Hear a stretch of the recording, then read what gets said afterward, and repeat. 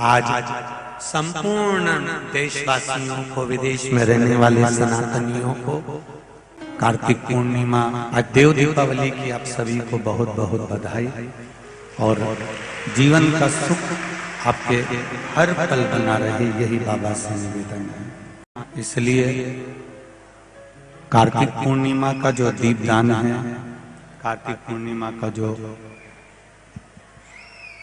पूजन, दान, व्रत, आराधना है, वो आज ही आप और हमको करना है। जितने भी लोग कार्तिक का स्नान करेंगे या शिव महापुराण की कथा को सुने हैं, शिव महापुराण की कथा को श्रवण कर रहे हैं, या संपूर्ण ब्रह्मांड में जितने भी लोग कार्तिक महत्तम को जानते हैं, आप सभी को आज देव दीपावली की बहुत बहुत बधाई हो। आज भगवान शिव ने भगवान विष्णु को जो कार्यभार मिला था वो पूर्ण दिया है, और देने के बाद 33 कोटि देवी देवता सबकी सब आज काशी की पवित्र भूमि पर आकर, काशी की धरा पर आकर, मृत्यु लोक में देवलोक से आकर भगवान शिव की अविरल भक्ति का सुख प्राप्त किया था। और बड़ा सुंदर दीप पर्व पूरे ब्रह्मांड में, पूरे काशी में, पूरे मृत्यु लोक में 33 कोटि देवी देवताओं ने मिलकर किया था, सभी ने मिलकर। इसलिए ये दीपावली से बड़ी देव दीपावली होती है। प्रयास करना, आज अपने अपने घर के दरवाजे पर दीप दान करो। कोई जलाशय, कोई नदी, कोई कुआं, कोई बावड़ी, कोई तालाब, कोई सरोवर नजदीक में हो तो वहां दीप दान करो। ना हो तो पीपल का वृक्ष, आंवले का वृक्ष, बेलपत्री का वृक्ष, बट वृक्ष, ऐसे मूल वृक्षों के नीचे भी दीप दान कर सकते हो। आज देव दीपावली की आप सभी को बहुत बहुत बधाई और जीवन का सुख आपके हर पल बना रहे, यही बाबा से निवेदन है। आज संपूर्ण देशवासियों को, विदेश में रहने वाले सनातनियों को परम पूज्य गुरुदेव गुरु नानक देव जी के प्रागट्योत्सव की बहुत बहुत शुभकामनाएं, बधाई देता हूं। रविवार, सोमवार, मंगलवार, बुधवार, गुरुवार, शुक्रवार, शनिवार, ये 7 दिन जो हमको मिले हैं, इन 7 दिन में हमने बहुत फैलारा फैलाया। 8वां दिन हमको नहीं मिला। जन्म से लेकर मृत्यु तक, जन्म से लेकर मृत्यु तक ये जो मिला है हमको, केवल 7 दिन, रविवार, सोमवार, मंगलवार, बुधवार, गुरुवार, शुक्रवार, शनिवार। जन्म भी इसी में ही है और मृत्यु भी अपनी इसी।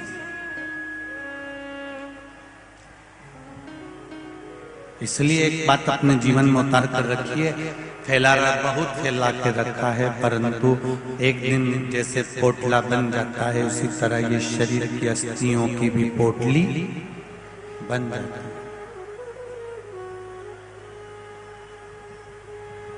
मुट्ठी बांधे आया जग में, जम के बोलो जरा, हाथ पसारे जाएगा, क्या तू लेकर आया जग में। ये लोग कहते हैं कि क्या तू लेकर जाएगा, पर शिव पुराण कहती है कि जितने भी इस कथा को सुन रहे हैं, चाहे आस्था चैनल पर, फेसबुक, यूट्यूब पर, चाहे इस भीकन गांव के पावन प्रांगण में सुन रहे हो, तुम खाली हाथ तो नहीं जाओ, ये निश्चित है। कुछ ना कुछ मुट्ठी बांधे आया जग में, हाथ पसारे जाएगा, क्या लेकर आया क्या ले जाएगा। कोई तुमसे कहे कि क्या लेकर जाएगा, तो कह देना ये धन दौलत भले ना लेकर जाऊं, पर मैंने जो शिव महापुराण की कथा सुनी है, एक लोटा जल चढ़ाया है, वो पुण्य मेरे खाते में है, मैं लेकर।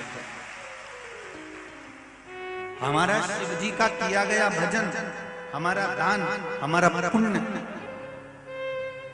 ये जितने जितने गांव के लोगों सेवा में लगे हुए हैं, पूरा भोजनशाला में कोटवार गांव के जो भी गांव है उसके अनुसार सेवा कर रहे हैं। पूरे भीकन गांव के नवयुवक, बेटा बेटी, बच्चे बच्चियां सारी, केवल नागेश्वर महिला मंडल नहीं, इस महिला मंडल को ना जाने कौन कितनी कितनी महिला मंडलों ने सहयोग करा होगा, कितने कितने पुरुषों ने, कितने भाइयों ने, कितने यजमानों ने सहयोग करा होगा। ये तुम्हारा पुण्य खाली नहीं जाएगा, तुम्हारा किया गया दान, तुम्हारा किया गया भजन खाली नहीं जाएगा। ऐसा लगता है जैसे पहले के जमाने में बारात आती थी और उसका स्वागत होता था, आज ऐसा लगता है कि देवलोक से इतने सारे शिव के भक्त आए हैं और सेवा में पृथ्वी वाले लगे। हीरा को परखइयो राम कोई नहीं रे, ये वो हीरे की पोटली है जो ये संकोच में रह जाता है कि बहुत भीड़ हो रही है, मैं क्या करूंगा जाकर, मैं कहाँ बैठूंगा, कहाँ जाऊंगा। शिव पुराण कहती है भले आगे जगह नहीं मिले तो कहीं कोने कतरे में पढ़कर सुनते रहना, पर शिव पुराण की कथा एक बार उस पंडाल में अवश्य, ये मौका नहीं मिल सकता। ये जितनी बैठी हैं और जितना भाई लोग बैठा है, इनके सबके बैग तुम खोल के देख लेना, दिवाली का चक्की, खुरमा, गुजिया सबके पास।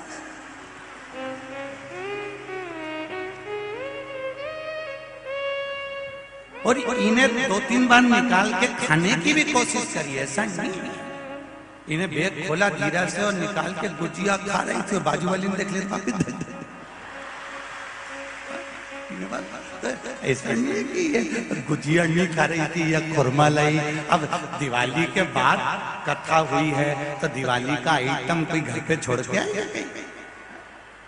छोरा छोरी के लिए जितना दिया सबके लिए छोड़ा वो तो नहीं, और अपना हिस्सा का भी तो मान के नहीं लगा। 4-5 भूजा और खुरमा, चकली और फूली वो लाई नहीं आती, देवी जी पूजन की लाई में सब ने वो शक्कर का खिलौना हो सब, और सब लेके आई है। ये कृपा है, और तुम चिंता मत कर जो, आज जब जाओ रास्ता में सब निपटा जा जाओ सब। और फिर कहूंगा यहां से जाओ शिव महापुराण में से तो एकदम घर पे जाके कपड़े मत धोना, इन कपड़ों को जाकर झटकारना, कंकर शंकर की धरा से आए हो, कुछ भगवान देकर कितना कहा जरा देखिए। जब माता पार्वती को, पार्वती जी ने, जब भगवान गणेश जी महाराज आए और गणेश जी महाराज ने आकर कहा मां मुझे भूख लगी है, मां मुझे भूख लग रही है। गणेश जी आकर माता पार्वती से कह रहे हैं कि मुझे भूख लगी है, और माता पार्वती जी शंकर भगवान को देख रही हैं कि वो तो नेत्र बंद करके बैठे हुए हैं। बेटे अगर भूखे हैं,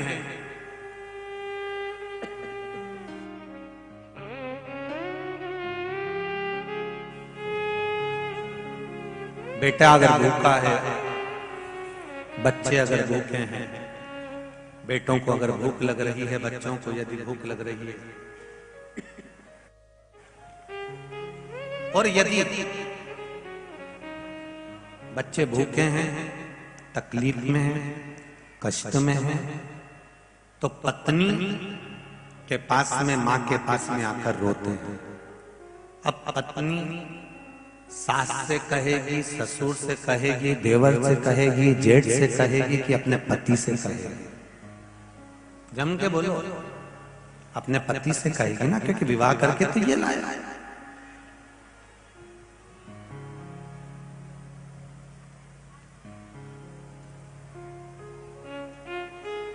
सास ससुर ने केवल छोरी देखी है, लड़की देखी है, विवाह करा है, पर शादी तो पति के साथ हुई है।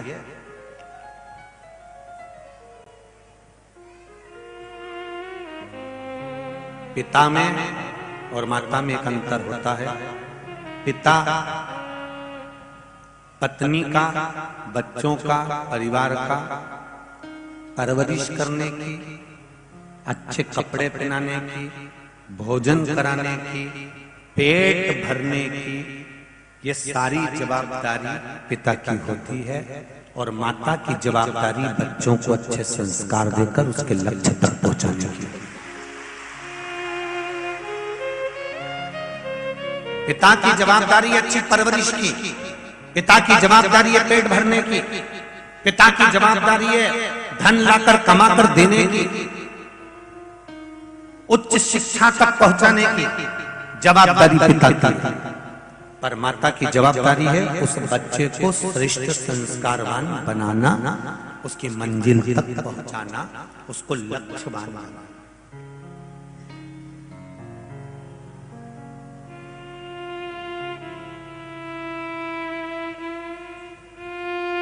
ये माता की जवाबदारी। अब पार्वती मैया के बच्चे अगर भूखे हैं, ये तो शिव जी की लीला थी। गणेश जी भूखे, उन्हें भूख लगी। बैकुंठ में अगर पार्वती जी होती तो भूख नहीं लगती। ब्रह्मलोक में अगर पार्वती जी होती तो भूख नहीं लगती। इंद्रलोक में अगर पार्वती जी होती तो भूख नहीं लगती। पार्वती जी कहाँ रहती हैं? पृथ्वी पर, कैलाश पर्वत पर, मृत्यु लोक में। जिस मृत्यु लोक में आप और हम रहते हैं, उस मृत्यु लोक में शंकर और पार्वती जी भी रहते हैं, उसी मृत्यु लोक। और यहां शास्त्र कहता है जो मृत्यु लोक में रहता है उसको भूख भी लगेगी, प्यास भी लगेगी, कर्म भी करना पड़ेगा। तो मृत्यु लोक में पार्वती जी रह रही हैं तो बच्चों को भूख तो लगना ही है। पार्वती जी के पास में आकर गणेश जी ने कहा, मां बहुत भूख लग रही है। माता बहुत भूख।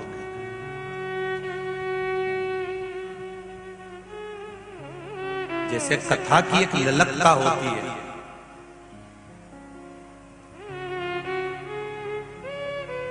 कितना आपके इस कथा पंडाल में दो सांसद महोदय यहाँ पर विराजमान हैं, विधायक महोदय, माता जी विधायक भाभी जी, वो भी प्रतिदिन हमने देखा कहीं कहीं कथाओं में तो एक आध दिन विधायक जी आ जाते हैं, बाकी दिन गायब हो जाते हैं, पर यहाँ 7 दिन तक आपके यहाँ की विधायक रोज कथा सुनते।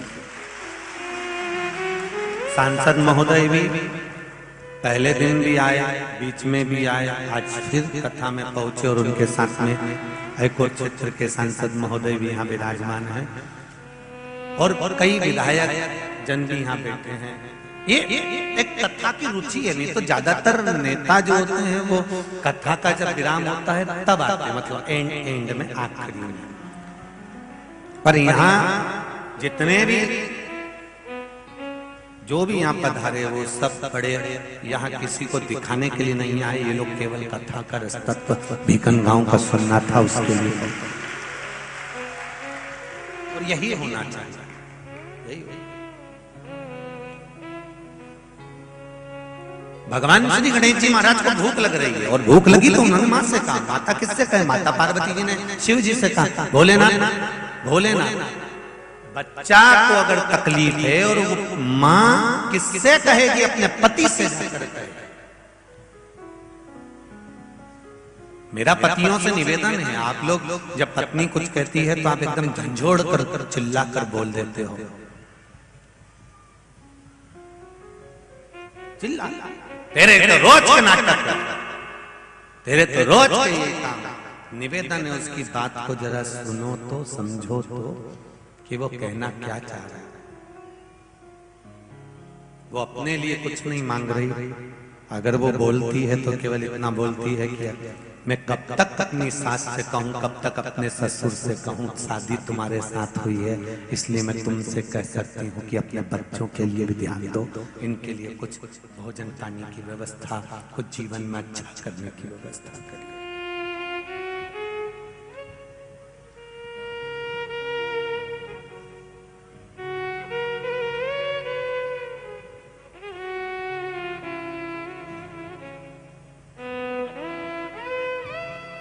थोड़ी देर बाद कार्तिकेय जी आ गए। कार्तिकेय जी ने भी आकर कहा मां भूख लग रही है।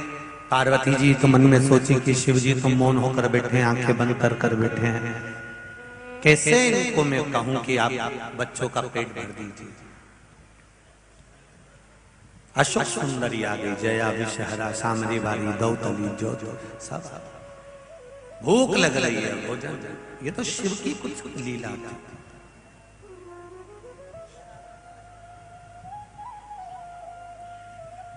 पार्वती जी ने शिव जी पर एक लोटा जल चढ़ाया। शंकर भगवान के नेत्र नहीं खुले क्योंकि शिव लीला करने वाले थे।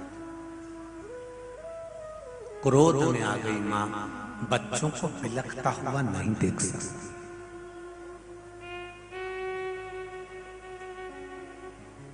अपने बच्चों को बिलखता हुआ कैसे देखे?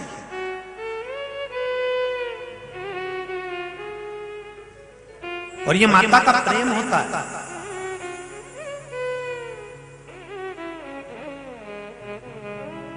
बेटा अगर गलत काम कर कर भी आता है ना तो भी माँ कहती है मेरा बेटा है, इसको मैं धक्के मार। पत्नी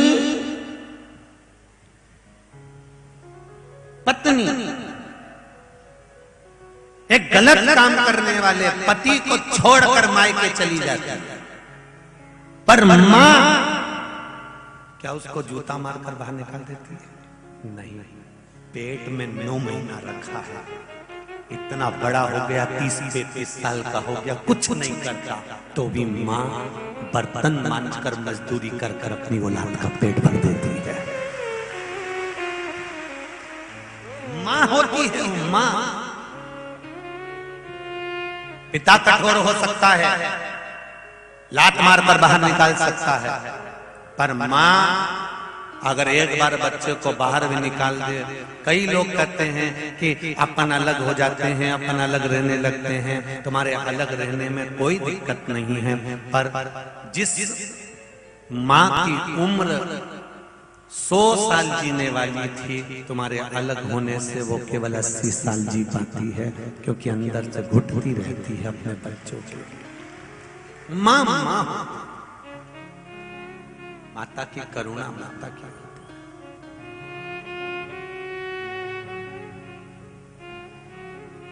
हम क्यों कहते हैं कि शिवलिंग के ऊपर जल चढ़ाओ, मंदिर में जाकर शिवलिंग पर जल चढ़ाओ? ये बार बार क्यों कहते हैं? क्योंकि शंकर भगवान के शिवलिंग में जो जल शिव पर चढ़ता है वो जल नीचे पार्वती जी के हस्त कमल पर आता है। जल जिस कामना से तुम चढ़ाते हो, तुम्हारी दिल की बात शंकर जी से टच होकर पार्वती जी तक पहुंचती है। अगर शिव जी नेत्र बंद करके बैठे हैं तो पार्वती उसको सुन लेती है, और माता पार्वती अपने बच्चों को खाली नहीं भेजती, इसलिए सुनकर सब कार्य करते हैं। वो माँ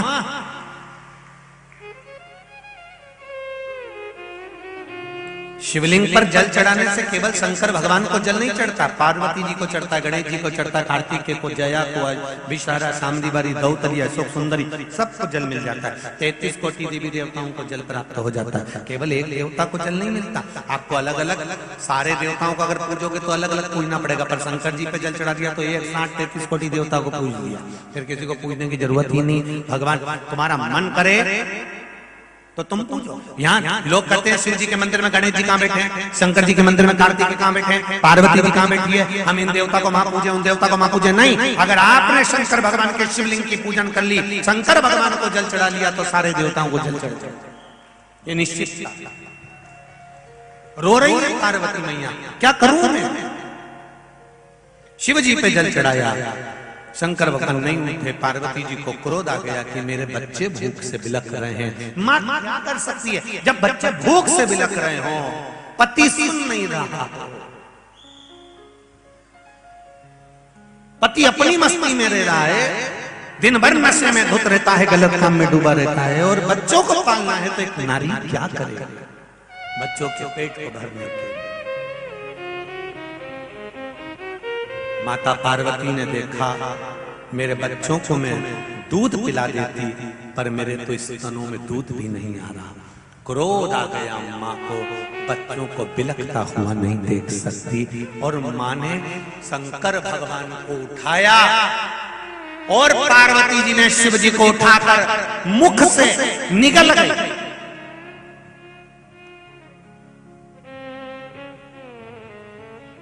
शिव को निगल गई।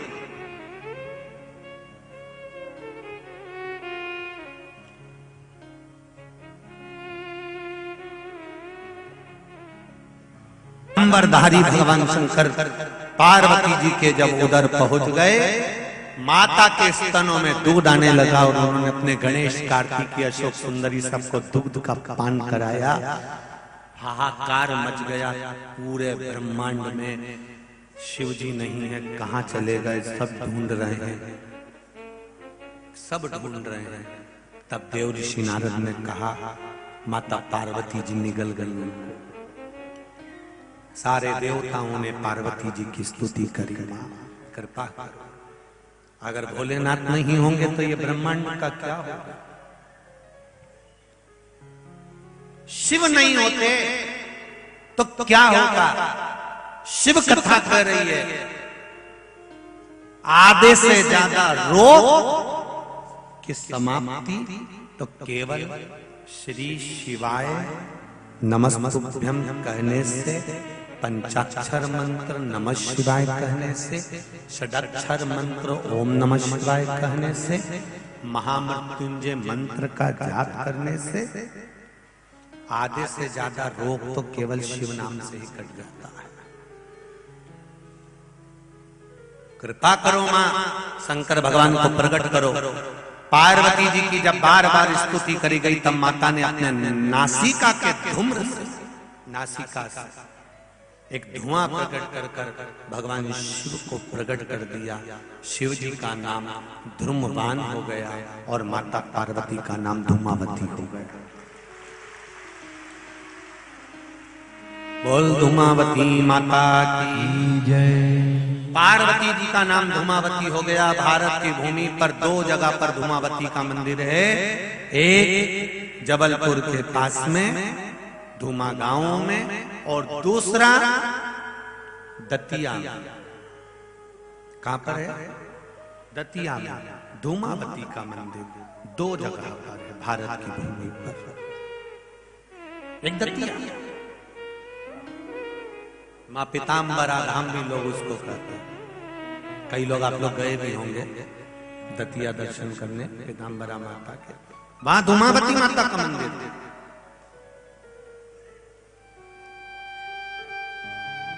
पार्वती जी ने शिव जी का हाथ जोड़कर निवेदन करा, प्रभु बच्चों के पेट को भरने के लिए मैं आपको निकल गई, क्रोध में आया। शिव जी कहते हैं पार्वती कुछ देर के लिए तू अपने पति को खो बैठी थी, इसलिए तेरा नाम धूमावती होगा। धूमावती के रूप में तू विराजमान होगी, पर तेरे माथे पर बिंदी नहीं होगी, मांग में सिंदूर नहीं होगा, हाथ में चूड़ा नहीं होगा, पाँव में बिछुड़ी और पायल नहीं होगी, गले में मंगलसूत्र नहीं होगा। इसीलिए दतिया में जो धूमावती माता का मंदिर है उसमें पर्दा लगा होता है, गेट बंद रहते हैं, सुहागवती नारी को अंदर नहीं जाने देते हैं, केवल पुरुष अंदर जाता है और माता का दर्शन करता है, क्योंकि माँ बिना सुहाग के उस मंदिर में धूमावती के रूप में विराज। शिव धूमपान बन गए और माता पार्वती धूमावती बन गए। पार्वती जी ने यहां पर एक वर मांगा है। ये कथा अभी तक जितनी कही उसमें नहीं निकल कर आई, पर आज ये कथा जरा ध्यान से, यहां तक की कथा तो आपने सुनी है पहले भी, पर अब जो कथा यहां आई है उसका स्मरण कर, जो हरिहर्ष महापुराण बीकनगांव में हो रही है। जितने लोग आस्था पर सुन रहे हैं, जितने फेसबुक यूट्यूब पर सुन रहे हैं, वो भी जरा स्मरण से सुन। पार्वती जी ने कर जोड़कर, हाथ जोड़कर भगवान शिव से अपने पुत्रों के सामने, अपने बच्चों के सामने स्तुति कर शंकर भगवान से कहा, आपने मेरा नाम द्रुमावती रख दिया, आप द्रुमबान बन गए। मैं कुछ देर के लिए बेधब्ध के रूप में आ गई। पर शिव जी से पूछा कि फिर आप मुझे वापस कैसे प्राप्त हो गए, मुझे कैसे?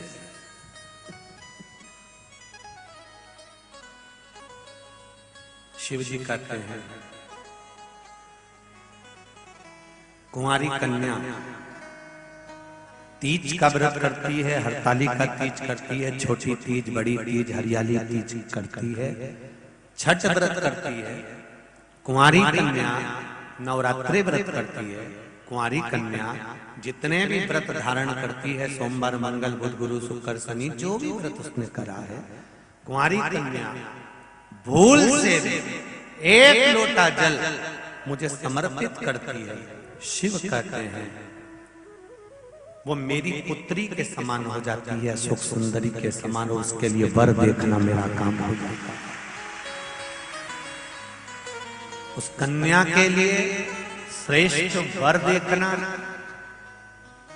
मैं बेटियों से एक बात जरूर कहूंगा, शादी होने के बाद अब शंकर जी को जल चढ़ाओगी वो अलग बात है, पर कुंवारी रहते हुए अगर आपने शिव जी पर जल चढ़ाना प्रारंभ कर दिया तो ये निश्चित है, ये निश्चितता है कि आपके लिए वर आपके माता पिता जरूर देखेंगे, पर पक्का शंकर भगवान ही करेंगे कि कहां। जो बेटी शिव मंदिर जाती है, हम ये नहीं कहेंगे, आजकल बड़ा वो चलता रहता है, नहीं साहब गुरुजी आप ऐसा बोलिए कि बेटियां मंदिर जा रही हैं तो ये परिधान होना चाहिए, ऐसा। हम तो बेटियों से इतना कहेंगे कि तुम शिव मंदिर जाओ, बस इतना याद रखो। बेटों से निवेदन है, शिव मंदिर जाओ।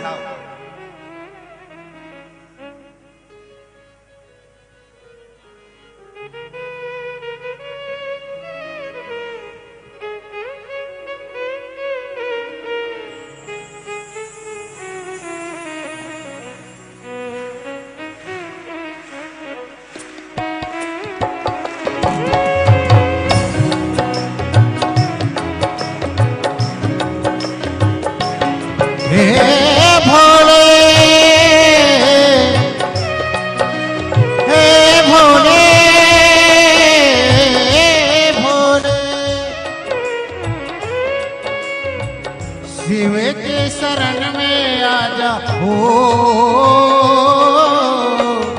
शिव के शरण में आजा, भोले के शरण में एक बार आजा, भोले की शरण में एक बार आजा, आजा भोले की शरण में, शिव की शरण में आजा हो, शिव के शरण में आजा, भोले के शरण में एक बार आजा, भोले के शरण में एक बार आजा, आजा भोले के शरण में।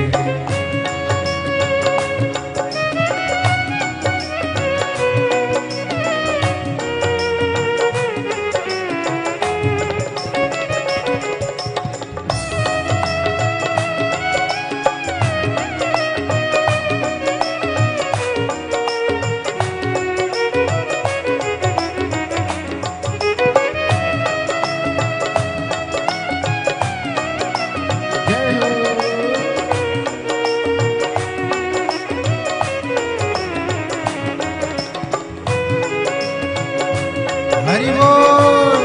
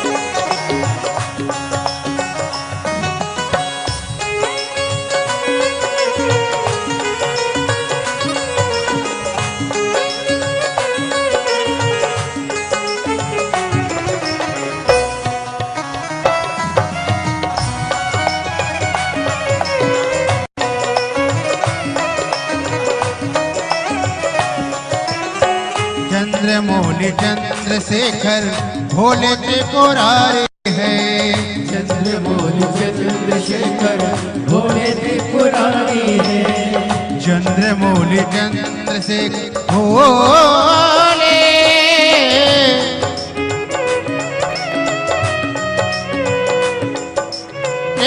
त्रिपुरारी है। चंद्रमौली चंद्रशेखर भोले त्रिपुरारी है। चंद्रमौली चंद्रशेखर भोले त्रिपुरारी है। गले मुंड माल राज कल्पत्र तुलधारी है। गले मुंड माल राजे कल्पत्र तुलधारी है। नंदी पे सवारे से हो, नंदी पे सवारे से सेवक के शरण में एक बार आजा आजा सेवक के शरण में एक बार आजा आजा भोले के शरण में। हो सेवक के शरण में आजा हो सेवक के शरण में आजा भोले के शरण में एक बार आजा आजा भोले के शरण में एक बार आजा आजा भोले के शरण में।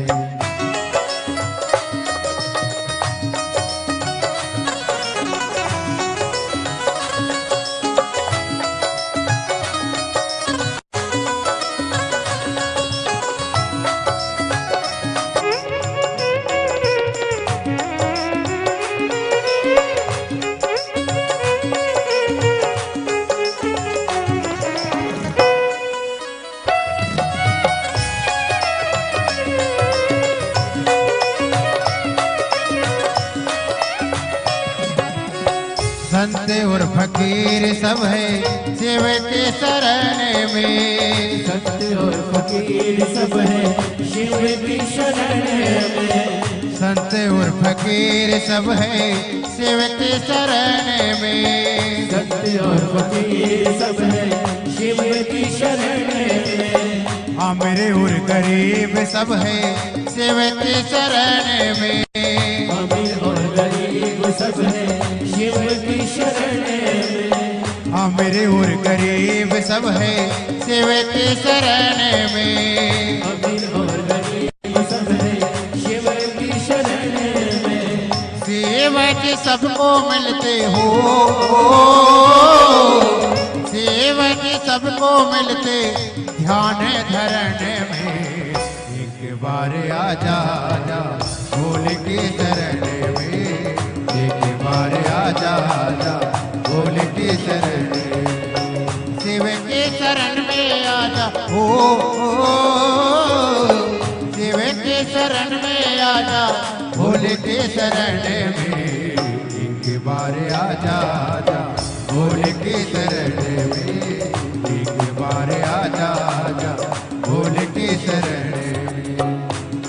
बार आजा आजा भोले की शरण एक बार आजा आजा भोले की शरण में, शिव की शरण में आजा हो शिव के शरण में आजा भोले की शरण में, एक बार आजा आजा भोले की शरण में, एक बार आजा आजा भोले की शरण में, एक बार आजा आजा भोले की शरण में एक बार आजा आजा भोले की शरण में, एक बार आजा आजा भोले की शरण में एक बार आजा आजा भोले की शरण में। अपने स्थान पर बैठकर भगवान शिव के मूल मंत्र का स्मरण करें। कार्तिक पूर्णिमा का भाव रखते हुए आनंद के साथ भगवान शिव से प्रार्थना करें। हे देवादिदेव महादेव, हमारे मन के हृदय की कार्य को पूर्ण करिए, भक्ति का संचार करें और विश्वास दें आपके चरणारविंद का। ऐसा भाव व्यक्त करते हुए श्री शिवाय नमस्तुभ्यं, श्री शिवाय नमस्तुभ्यं, श्री शिवाय नमस्तुभ्यं, श्री शिवाय नमस्तुभ्यं, श्री शिवाय नमस्तुभ्यं।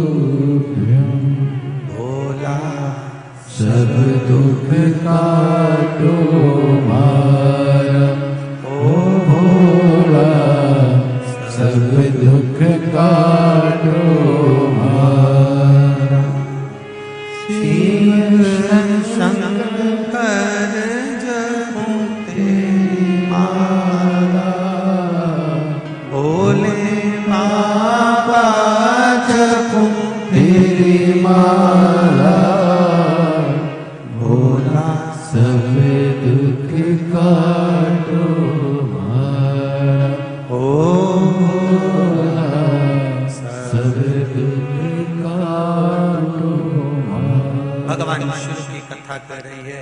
शंकर भगवान माता पार्वती से कहते हैं, जब कोई कुंवारी कन्या मुझ पर जल समर्पित करती है तो मैं उसे पुत्री मानकर उसके विवाह की, विद्या की, उसकी उन्नति की, ग्रस्त की पूरी जिंदगी का भार मुझ पर हो जाता है। और सुनो पार्वती, जब कोई सौभाग्यवती नारी, अखंड सौभाग्य रखने वाली जब मुझे जल समर्पित करती है, तब वो मंदिर से लेकर, घर से लेकर जहां भी भ्रमण पर जाती है या कहीं अपने बच्चों का भी पालन करती है या परिवार में जहां जहां रहती है, उस नारी के गले में जैसे मंगलसूत्र, हाथ में चूड़ा, पांव में बिछूड़ी, मांग में सिंदूर और मस्तक पर भाल पर जैसे बिंदी रहती है, शिव जी कहते हैं उसके अखंड सौभाग्य की रक्षा के लिए शिव उसके साथ हमेशा रहता है। और सुनो पार्वती, तुमने जो वैधव्य रूप धारण करा है, धूमावती तुम बनी हो। जब नारी वैधव्य होती है, जब किसी पूर्व कर्म के कारण, आज के कर्म से नारी वैधव्य नहीं होती, या हमारे पूर्व का कोई कर्म होगा जिसके कारण बस नारी वैधव्य हो जाती है, विधवा का स्वरूप धारण करती है, तो शिव कहते हैं अगर वो वैधव्य होने के बाद भी मेरी आराधना में लीन रहती है, मुझ पर एक लोटा जल समर्पित करती रहती है, तो वो नारी अगला जन्म वैधव्य का नहीं पाती है, शिव तत्व की ओर।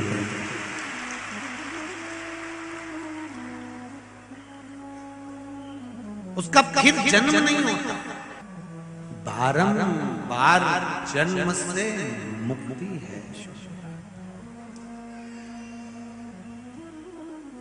पार्वती कोई पुत्र युवान अवस्था तक मेरा भजन करता है, मुझ पर जल समर्पित करता है, तो पार्वती वो मेरे ही पुत्र कार्तिकेय षडानंद जैसा विद्वान बन जाता है, गणेश जैसा प्रथम गिनती में, प्रथम गिनती। आपने अपने बच्चों को यदि सिखाया है, बताया है, एक माता ने लिखा है, अपने बच्चे का फोटो भी भेजा है।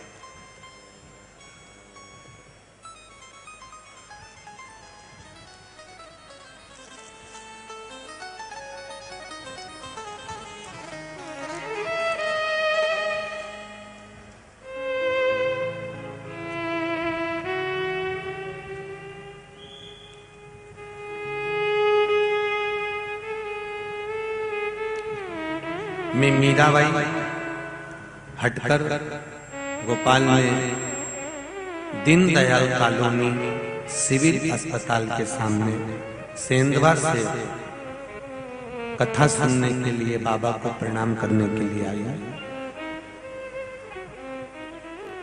दीपक हटक गोपाल, ये बालक का फोटो भी भेजा, कहीं बैठे हो तो हाथ जरूर हिलाइएगा, जहां कहीं भी बैठे हो।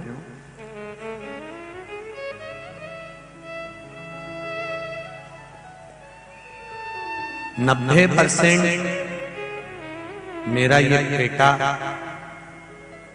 बहरा था और बोल भी नहीं पाता था, गूंगा भी था, सुन नहीं पाता, ना बोल पाता ना सुन पाता था। फिर हमें किसी ने कहा कि एक बार कहीं मौका मिल जाए तो सीहोर का रुद्राक्ष लेकर आओ और उसका जल इस बच्चे को पिलाना प्रारंभ करो। गुरुदेव, मैंने अपने बच्चे का फोटो भी लगाया, जो सुन भी नहीं सकता था और बोल भी नहीं सकता था। 90% उसकी वाणी नहीं थी, श्रवण शक्ति नहीं थी। तब मैं रुद्राक्ष लेने के लिए सीहोर गई, वहां से विनती कर रुद्राक्ष लेकर आई और उसका पानी तांबे के पात्र में रुद्राक्ष को डालकर जल शिव जी को चढ़ाकर वो पानी मैंने बच्चे को पिलाना प्रारंभ करा। अब मेरा बेटा बोलने लगा और सुनने भी लगा है। मैं बाबा को धोख लगाने के लिए ये पत्र, ये फोटो, शिव कृपा, शंकर की उदारता, करुणा इसी को कहते। अब उसकी वाणी थोड़ी थोड़ी आ गई है, थोड़ा थोड़ा उसने श्रवण शक्ति भी ले ली है। ये शिव की उदारता ही है, उसकी उदारता बिना कुछ।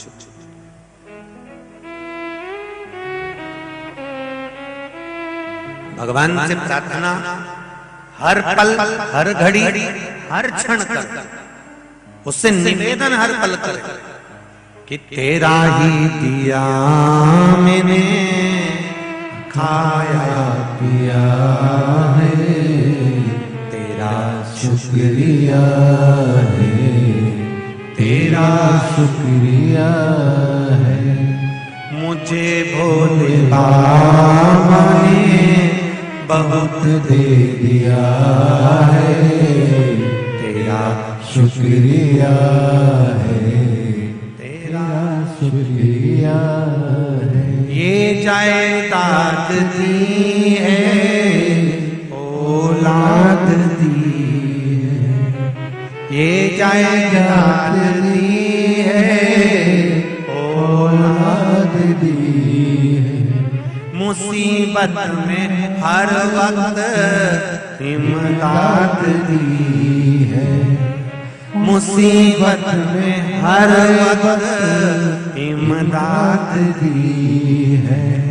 तेरा ही दिया मैंने खाया पिया है, तेरा शुक्रिया है, तेरा शुक्रिया है।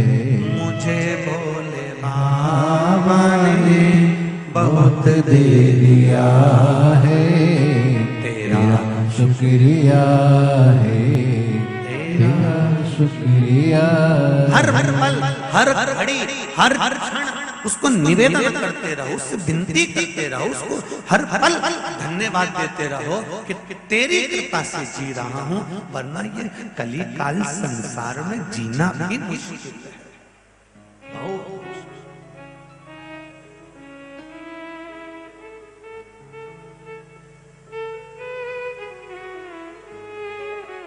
ये तेरी उदारता के बिना नहीं हो सकता। इस बीकन गांव की कथा में सेठ लोगों ने अपना पैसा लगाया होगा, दान दिया होगा, कई लोगों ने अपनी अपनी व्यवस्थाएं सेवा दी होगी, पर इस कार्य को करने में एक गुरु और है, त्रिवेणी मंडल, त्रिवेणी गुरु, जिसने जो लड़के लोग सब्जी का ठेला लगाते हैं, फल का ठेला लगाते हैं, पानी की बोतल बसों पर चढ़ चढ़ कर बेचते हैं, सिर पर रखकर सामान आदि सामान बेचने जाते हैं, हाट बाजार करने जाते हैं, ऐसे लड़के लोगों ने 7 दिन कथा में अपने अपने ठेले को घर में खड़ा कर दिया और यहाँ पूरी पंडाल की व्यवस्था में लगे।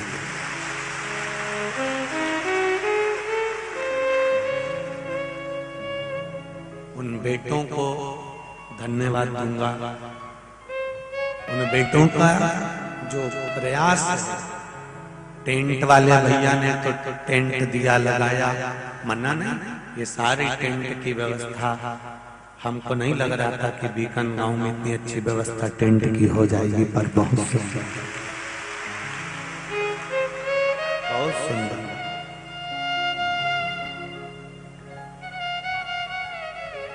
आपका भाव जो दिखा वो कह रहा, और सरदार जी आपने बहुत सुंदर टेंट आदि की व्यवस्था में ये क्रम किया है।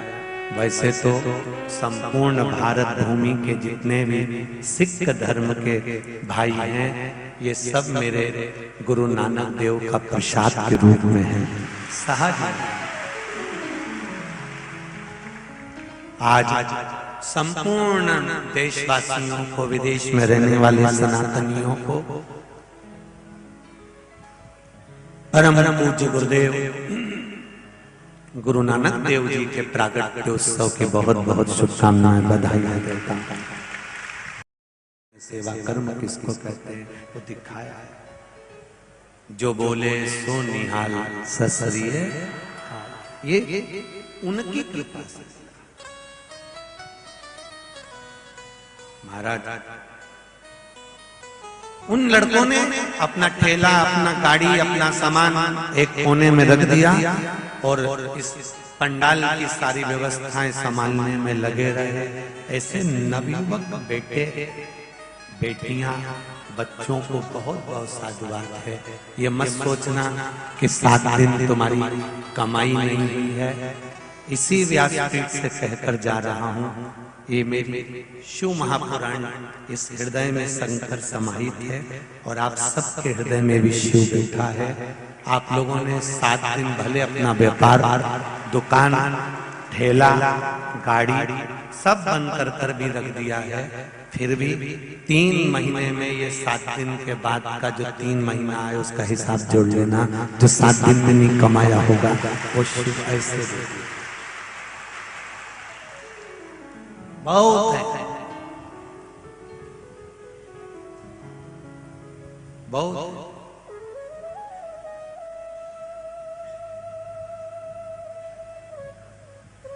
बहुत लोग लगे ये यहाँ, ये रोड पार करोगे और तुम्हें दुकान ही दुकान मिल जाएगी। वो भी कमाने आए और अपन भी कमाने आए, बस वो धन कमा कर लेकर जाएंगे और अपन शिव का वो रतन लेकर जाएंगे जो जिंदगी भर खर्च नहीं हो सकता, जीवन भर खर्च नहीं होगा। जो दुकान पर बैठकर कमाया वो पत्नी और बच्चों के लिए कमाया, जो कथा के पंडाल में बैठकर कमाया ये पत्नी और बच्चों के लिए नहीं, ये अपने लिए कमाया है, अंतिम बिंदु तक के लिए कमाया, अंतिम क्षण सहजता नहीं है।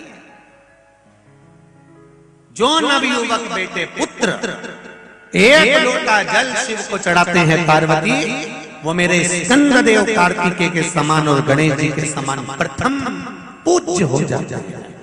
समय की अवस्था में जब वो जल चढ़ाते रहते हैं, भले आज के लड़कों को लगता होगा, आज की नवयुवक टीम को लगता होगा क्या पढ़े लिखे लोग शंकर भगवान को जल चढ़ाते हैं।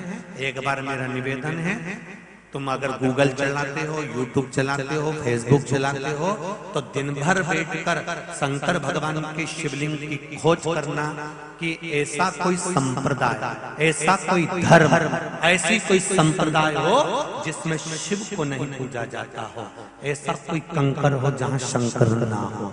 जब मृत्यु लोक में कुछ नहीं था तब भी शिव था, और जब संपूर्ण ब्रह्मांड जल में मग्न हो जाता है तब भी शिव रहता है। उस शिव को पाना सरल नहीं।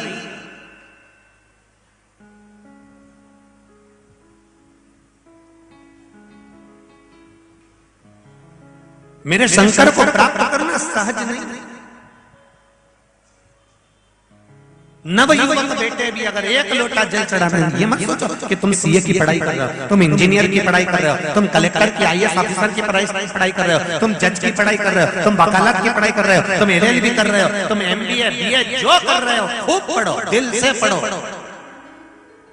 पर एक निवेदन है, तुम्हारी पढ़ाई के साथ में तुम मंदिर जाना मत छोड़ना। उसका कारण है पढ़ाई तुमको doctor, collector, engineer, CA, commissioner सब बना सकती है, पर जो ललाट पर लिखा है, हमने अच्छों को देखा है। अभी कुछ दिन पहले की बात है साहब, एक जगह हम पढ़ रहे थे कि वहाँ का ये ऑफिसर और ऑफिसर भी वो, और मालूम पड़ा कि इतनी बड़ी पोस्ट पर पहुंचने के बाद भी मालूम पड़े सुसाइड कर लिया, या मर गया, या प्राण छूट गए, या पानी में डूब गया, या ये हो गया।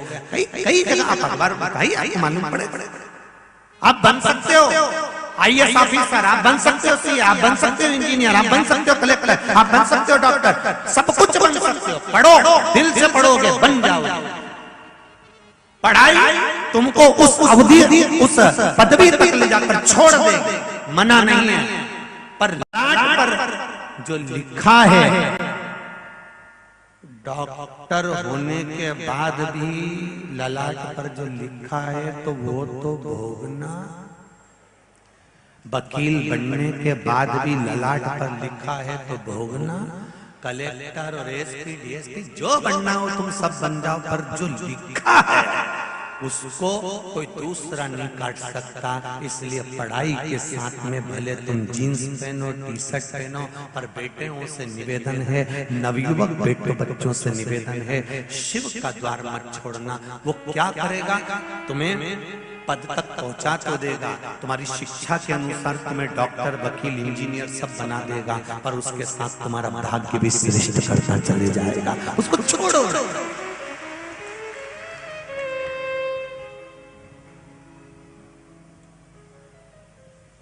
कई लोग इसको ढोंग समझते हो, चोचला समझते हो, चाहे प्रपंच समझते हो। हमारा निवेदन है, ढोंग, प्रपंच, चोचला ये सब बात की बात है जब तुम अच्छे पद पर पहुंच जाते हो और तुम्हारी शादी हो जाती है। और शादी होने के बाद तुम्हारी जिससे शादी हुई, तुमने तो बड़े चाव से शादी करी थी और तुम्हें नहीं मालूम था कि ये चंद्र घंटा मिल गई या फिर जगदम्बा मिल गई। तब उस समय पर फिर किसी के यहाँ जाकर कहोगे कि साहब ये हमारे को तकलीफ चल रही है, फिर कोई कहेगा साहब अभी कुछ नहीं, ऐसा हो रहा है, ग्रह गड़बड़ चल रहा है। उससे अच्छा है अपने सारे ग्रहों को सुधारते हुए शिव को एक लोटा जल चढ़ाते हुए अपने ग्रहों को सवार। सारे तीर्थ आपके चरणों में, हे भोलेनाथ प्रणाम। सारी दुनिया का सुख उसके चरणारविंद में समाया हुआ है। जब भगवान कृष्ण के यहाँ संतान नहीं हुई, 16,108 रानियां भगवान कृष्ण की हो गई, संतान ही नहीं हुई। तब भगवान कृष्ण गर्गाचार्य बाबा के पास में गए, मेरे यहाँ 16,108 रानियां, संतान नहीं हो रही है, कुछ कृपा करो। गर्गाचार्य बाबा ने कहा एक एक रानी के साथ बैठकर 11-11 दिन तक अभिषेक करो शिव जी का। एक एक रानी के साथ में बैठकर 11-11 दिन तक भगवान कृष्ण ने शंकर जी का अभिषेक करा, पूजन करा, आराधना करी, शिव जी को जल चढ़ाया। तब शंकर भगवान प्रसन्न हो गए और शिव जी ने वर दिया, सुनो कृष्ण, तुम्हारी एक एक रानी के साथ तुमने 11-11 दिन तक मेरा पूजन करा है, जल चढ़ाया है, मैं तुम्हें वर देता हूँ, तुम्हारी एक एक रानी से 11-11 बच्चे होंगे, 10 छोरा 1 छोरी भगवान कृष्ण की एक एक रानी से हुए 1,77,186 भगवान कृष्ण की संतान शिव जी की कृपा से। रावण के दरवाजे पर पहुंचने पर भी, रावण पर चढ़ाई करने से पहले भी राम जी को समझ में आ गया कि जीतना मुश्किल है, क्योंकि शंकर का भक्त है। अंदर जो लंका में बैठा है, सोने की लंका में बैठा है, वो शिव का भक्त है। शंकर के कैलाश पर्वत को हाथ पर उठा सकता है, तो उसको निपटाना कोई साधारण सी बात नहीं है। हम तो कई लोगों से कहते हैं कि आप अगर शिव के भक्त हो, शंकर के उपासक हो, तो किसी भी युद्ध में उतर जाओ, तुम्हें निपटाना इतनी सरल बात नहीं है, सहजता नहीं है।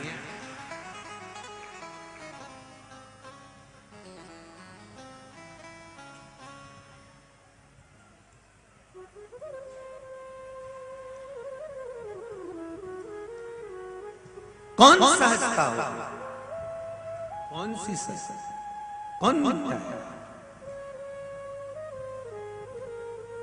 कई लोग कहते हैं पांडवों के साथ भगवान कृष्ण थे, इसलिए पांडव हारे नहीं। शिव महापुराण की कथा कहती है और महाभारत का चरित्र कहता है कि जितनी जगह पर भगवान कृष्ण पांडवों से कहते हैं, पांडव शंकर जी की आराधना करो, पांडव, और तुम पूरी पृथ्वी पर घूमकर आना, तुम्हारे आसपास में भी कई मंदिर ऐसे होंगे जो पांडवों ने बनवाए। बोलो है कि आसपास घूमना? तो पांडव अगर भगवान कृष्ण के उपासक थे तो मंदिर कृष्ण के बनाना थे, फिर शिव के क्यों बनाए?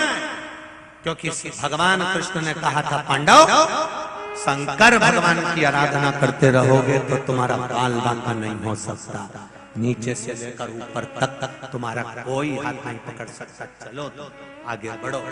भगवान राम ने भी शिव की आराधना करी, शंकर की आराधना करी, शिव आराधना में डूबे रहे।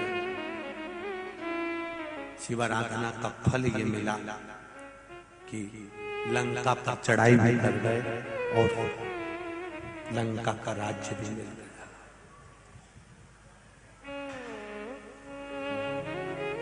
क्या नवयुवक बेटा बेटियां खूब पढ़े, खूब आगे बढ़े, जितनी तुम्हारी विद्या है और जितने तुम्हारे माँ बाप चाहते हो उतना पढ़ना, और दिल से पढ़ना, बुद्धि को भटकाना मत। ये नए नए इनकी बॉडी सॉडी के चक्कर में मत पड़ जाना, इनके रूप के चक्कर में मत पड़ जाना। बेटियों, तुमसे हाथ जोड़ के निवेदन है, ये 50 रुपए का गाड़ी में पेट्रोल डलवाते हैं और तुम्हें 50 रुपए का चाउमीन खिला के तुम्हें अपना बना लेते हैं, और ना जाने फिर ऐसे गटर में पटक देते हैं कि जिंदगी भर रोना पड़ता। ये 50 रुपए के पेट्रोल और 50 रुपए की चाउमीन के चक्कर में मत आना, इससे ज्यादा इनके पास इससे ज्यादा नहीं है। 50 रुपए का पेट्रोल और गाड़ी भी दूसरे की,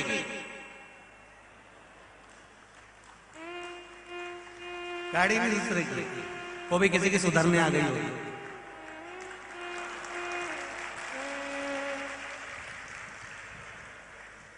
₹50 के पेट्रोल के चक्कर में और 50 रुपए की चाउमीन के चक्कर में आमद जान। तुम्हारे माता पिता ने बहुत विश्वास रखकर शहर में पढ़ने भेजा, छोटे छोटे गांवों में, उनके पास में जमीन भी ज्यादा नहीं, छोटे से टुकड़े में मेहनत कर कर कर मेरी बेटी को मैं पढ़ने के लिए भेज रहा हूं। कहीं विद्यालय में भेजूंगा, वो जाके शहर में रहेगी, पढ़ेगी, कुछ अच्छा करेगी, बाप का नाम रोशन करेगी। जिस बेटी का जन्म माँ बाप के द्वारा होता है और माँ बाप उसका यदि कन्यादान नहीं कर पाते हैं तो उस बाप को और माँ को 94 तरह का नरक भोगना पड़ता है। उस नरक से केवल बेटी ही निकाल सकती है, उसके सिवाय कोई नहीं निकाल सकता। जितनी बेटियां कथा श्रवण करने बैठी और जितने लोग आस्था और फेसबुक पर कथा सुन रहे हैं, उनसे निवेदन केवल इतना सा, अपने पिता को कन्यादान का मौका जरूर देना। तुम्हारे पिता ने तुम्हें जीन्स पहनने को मना नहीं करा, तुम्हारे पिता ने तुम्हें टी शर्ट पहनने को मना नहीं करा, तुम्हारे पिता ने तुम्हें बाहर भेजने को मना नहीं करा, तुम्हारे पिता ने तुम्हें पढ़ाने को मना नहीं करा, तुम्हारे पिता ने कितना विश्वास रखकर तुम्हें शहर में पढ़ने भेजा होगा। पर निवेदन है, शहर में पढ़ते पढ़ते उन माता पिता की अभिलाषाओं पर, उनकी आशाओं पर पानी मत फेर देना।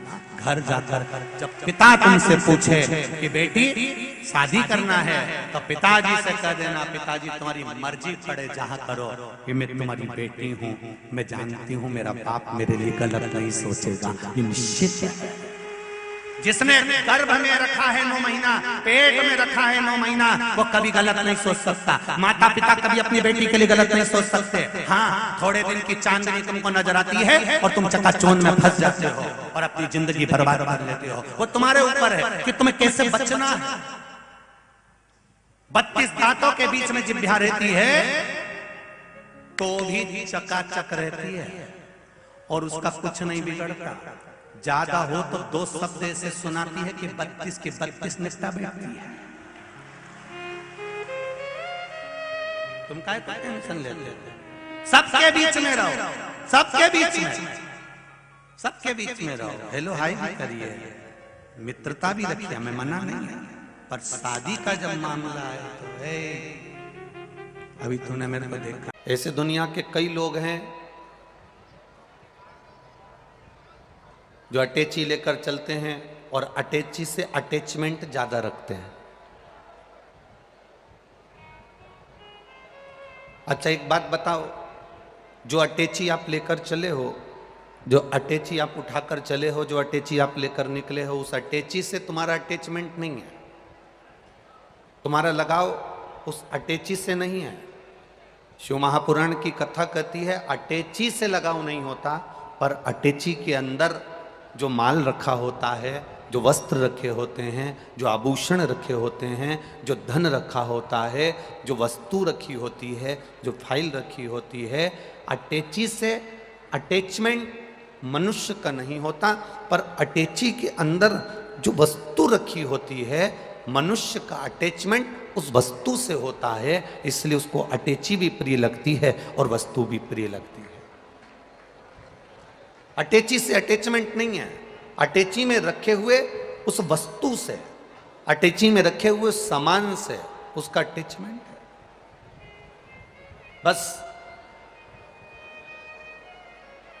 शिव महापुराण भी यही कहती है, जैसे अटैची में रखे हुए वस्तु पर, अटैची में रखी हुई सामान से आपका अटैचमेंट है, तो आपको अटैची से भी अटैचमेंट बना हुआ है, अटैची से भी आपका लगाव बना हुआ है। उसी तरह शरीर से जितना लगाव करो, इस शरीर की सुंदरता से जितना लगाव करो, शरीर से जितना प्रेम कर रहे हो, शरीर की सुंदरता से जितना प्रेम कर रहे हो, इस शरीर के वस्त्र से जितना प्रेम कर रहे हो, नयनों से, श्रवण से, अपने मुख से, अपने हाथ से, अपने पांव से, शरीर के एक एक अंग से आप जितना स्नेह कर रहे हो, शिव पुराण कहती है उतना अटैचमेंट इस आत्मा और परमात्मा का होना चाहिए, जिससे परमात्मा की भक्ति हमारे जीवन में धारण हो सके, परमात्मा को हम अपने जीवन में उतार सके, परमात्मा को अपने भीतर ले सके, परमात्मा की भक्ति अपन कर सके। उतना अटैचमेंट अपने जीवन में रखिए, और वो अटैचमेंट केवल शरीर से नहीं हो, वो अटैचमेंट शरीर का नहीं होना चाहिए, वो अटैचमेंट हमारे आत्मा और परमात्मा का होना चाहिए। यहां इतने तपतपाती हुई धूप में इतनी गर्मी में। और यहाँ ये जो ग्राउंड है, जिस ग्राउंड में कथा हो रही है, नरेला के विधानसभा के अंतर्गत, करुण चौराहे के अंतर्गत ये जो ग्राउंड है, यहाँ तक पहुँचने से पहले आपकी गाड़ी, आपका वाहन कोई बहुत पास में नहीं छुड़वा दिया है, बहुत दूर आपका वाहन खड़ा करवाया। और इतनी दूर खड़ा होने के बाद चलते चलते आप यहाँ तक पहुँचे हो, तो जरा विचार करना, चलते चलते पैदल चलकर आप यहाँ तक पहुँचे हो, 1 किलोमीटर, 1.5 किलोमीटर, 2 किलोमीटर दूर तुम्हारा वाहन रुका और उसके बाद तुम चलकर यहाँ पहुँचे हो, तो तुम्हारा अटैचमेंट किसी साधारण व्यक्ति से नहीं, तुम्हारा अटैचमेंट महादेव से है, ये निश्चित है। इतनी धूप में, कड़कड़ाती हुई धूप में कोई तुमको 2 किलोमीटर दूर छोड़ दे और कहे यहाँ से अब तुम्हें पैदल चलना है, और तुम्हें 200 रुपये, 500 रुपये, 700 रुपये भी अगर कोई दे और तुमसे कहे कि 2 किलोमीटर दूर पैदल चलना है तुम्हें यहाँ से, तुम्हें यहाँ छोड़ दिया जाएगा और यहाँ से तुम्हें 2 किलोमीटर, 3 किलोमीटर, 4 किलोमीटर दूर जाना है। आप में जितने बैठे हो ना, एक भी 200 रुपये नहीं लेगा और 4 किलोमीटर कड़कड़ाती हुई धूप में नहीं जाएगा। पर यह आपका जो अटैचमेंट देवाधिदेव महादेव से है, आपकी शिव भक्ति से है, वो आपको यहाँ तक लेकर आया। आपका हृदय, आपका चित्त, आपकी वृत्ति, आपका मन, आपकी बुद्धि, आपका चित्त, आपका चिदानंद स्वरूप, ये शिव से जुड़ा हुआ है, शंकर से जुड़ा हुआ। और जब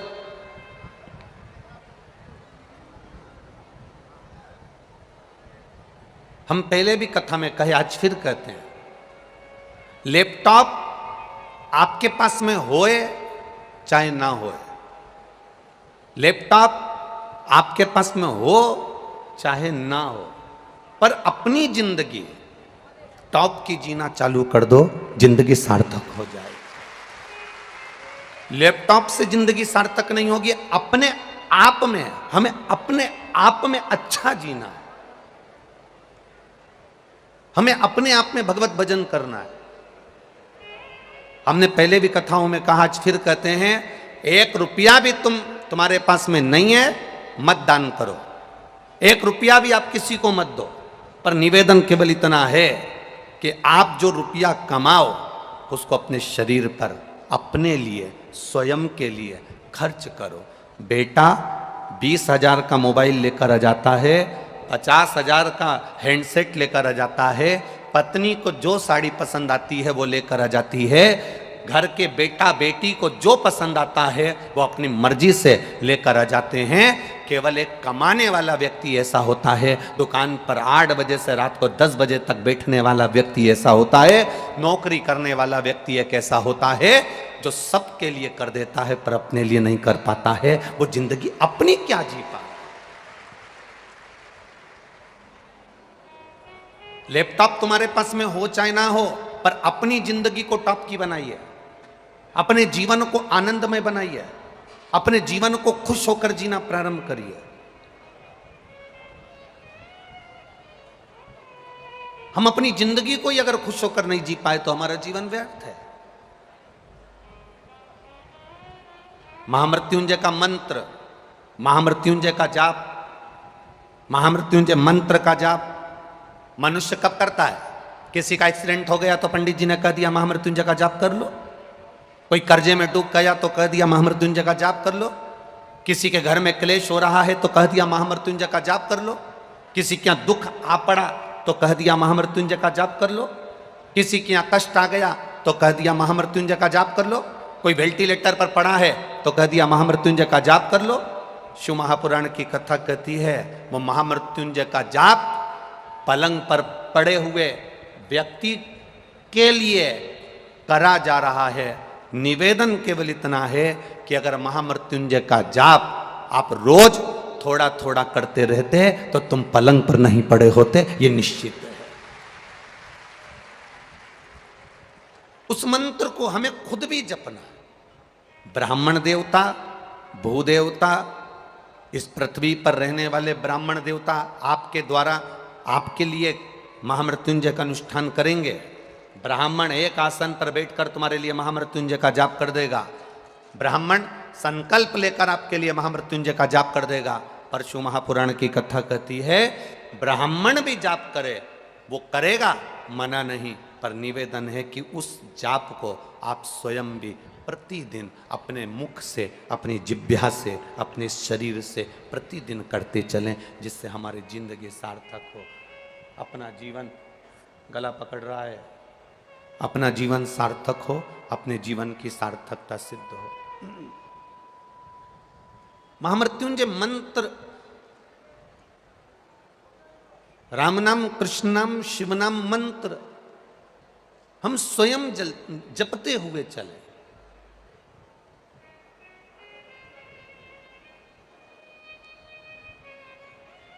क्या बदलाव दिया है शिव महापुराण ने?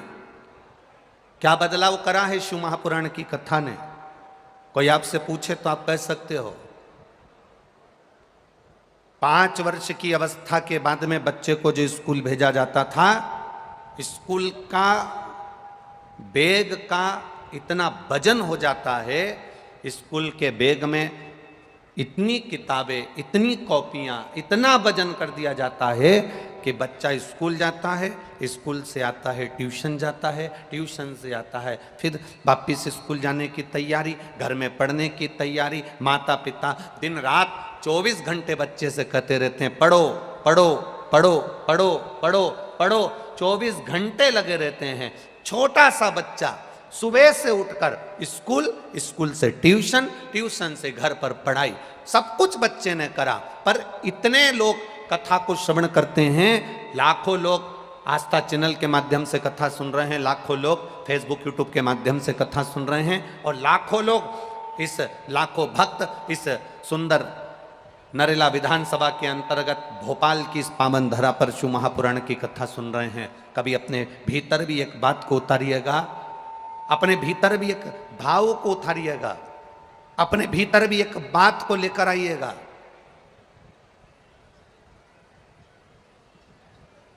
कभी अपने भीतर भी एक प्रसंग को लेकर आइएगा।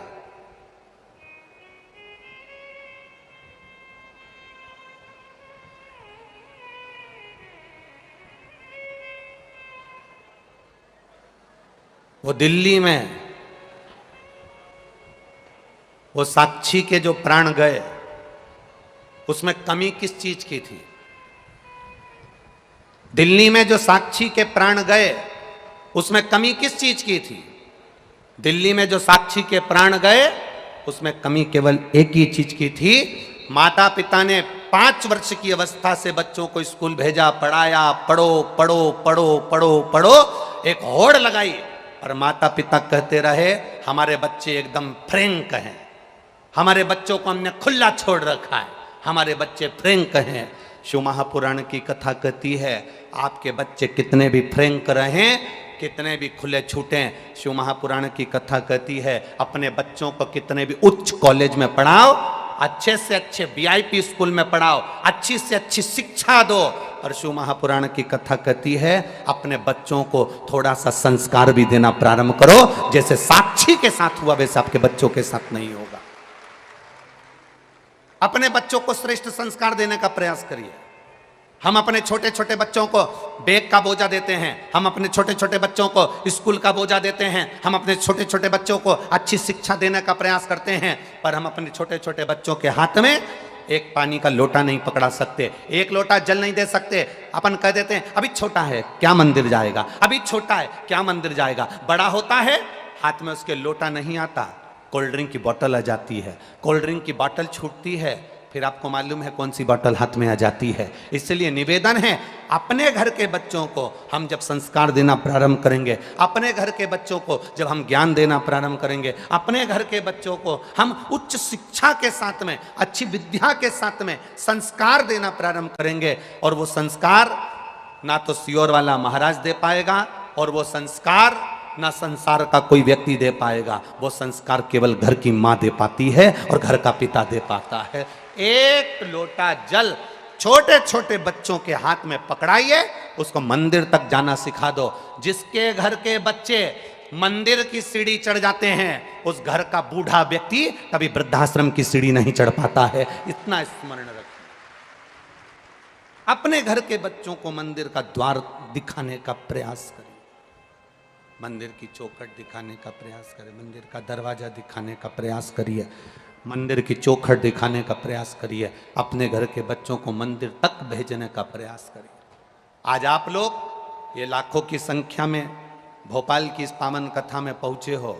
आप अगर परमात्मा के दरवाजे तक आए हो, आप सीधी सीधी तो बात करते हो, किसी के यहाँ शादी में जाओगे, जिसके यहाँ शादी में तुम जाओगे वो भी अपने घर में शादी में एक ना एक दिन, बोलो बोलो जम के बोलो, जरूर आएगा। आप जिसके लिए कुछ करोगे वो भी आपके लिए कुछ ना कुछ जरूर, बोलते जाओ जल्दी जल्दी, करेगा। आप शिव महापुराण तक आए हो तो एक ना एक दिन भोलेनाथ भी आपके दरवाजे तक आएगा, ये निश्चित था, पहुंचेगा। आप जाओ उसकी चौखट पर, आप जाओ उसके दरवाजे पर, वो पहुंचता है, वो मंजिल तक पहुंचाने के लिए पहुंचता है। शिव कथा करो, आपका किया गया भजन, आपका किया गया मंत्र जाप, आपका किया गया नाम जाप, आपका किया गया स्मरण, आपका किया गया पुण्य खाली नहीं जा सकता। भूल से भी अगर मुख से राम नाम, कृष्ण नाम, शिव नाम निकल गया, वो खाली नहीं जाएगा। देवराज नाम के ब्राह्मण के साथ में हुआ क्या था? चोरी का धन लेकर शिव के मंदिर में पहुंच गया था, और चोरी का धन शंकर के मंदिर में इसलिए लेकर पहुंचा क्योंकि शरीर में ताप पड़ रहा था, शरीर में बुखार आ रहा था, शरीर तप रहा था। भूलवश शिव के मंदिर में चला गया, भूलवश।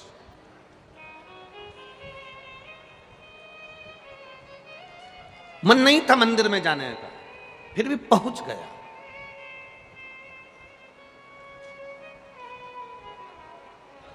आप में से कई लोग ऐसे भी होंगे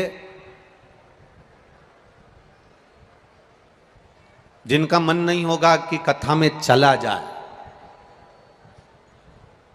कई लोग ऐसे होंगे जिनका मन नहीं होगा कि कथा में चला जाए, पर विश्वास भैया कथा करा रहे हैं तो सामने दिखना तो पड़ेगा,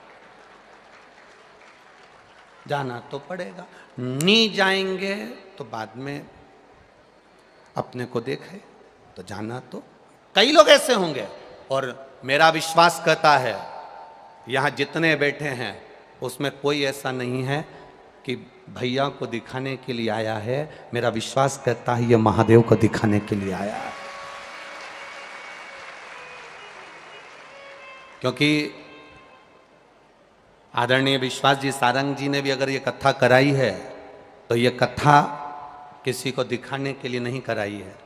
आदरणीय विश्वास सारंग जी ने ये कथा कराई है तो अपने माता पिता की स्मृति में कराई है और उनके आनंद के लिए कराई। जब उन्होंने दिखावे के लिए नहीं कराई तो फिर संसार का व्यक्ति कथा श्रवण करने बैठे तो दिखावे से क्यों बैठे?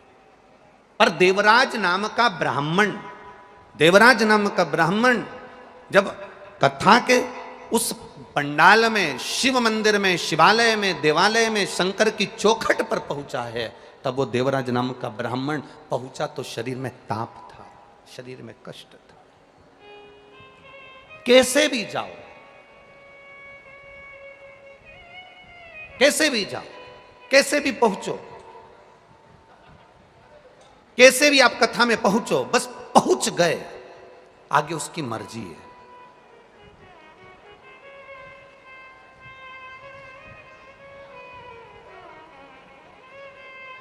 कथा कहती है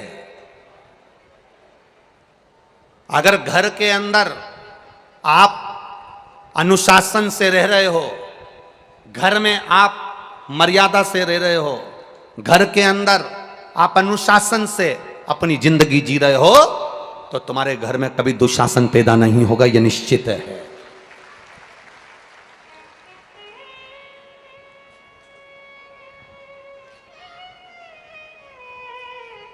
आप अगर अनुशासन से रह रहे हो तो तुम्हारे घर में दुशासन जन्म नहीं ले सकता। आप जैसे जैसे शिव भक्ति में डूबते चले जाओगे, बाबा खुद अपने आप कृपा की छाँव करना प्रारंभ कर देता है और आपकी भक्ति बढ़ती चली जाती है, आपका भजन बढ़ता चलेगा।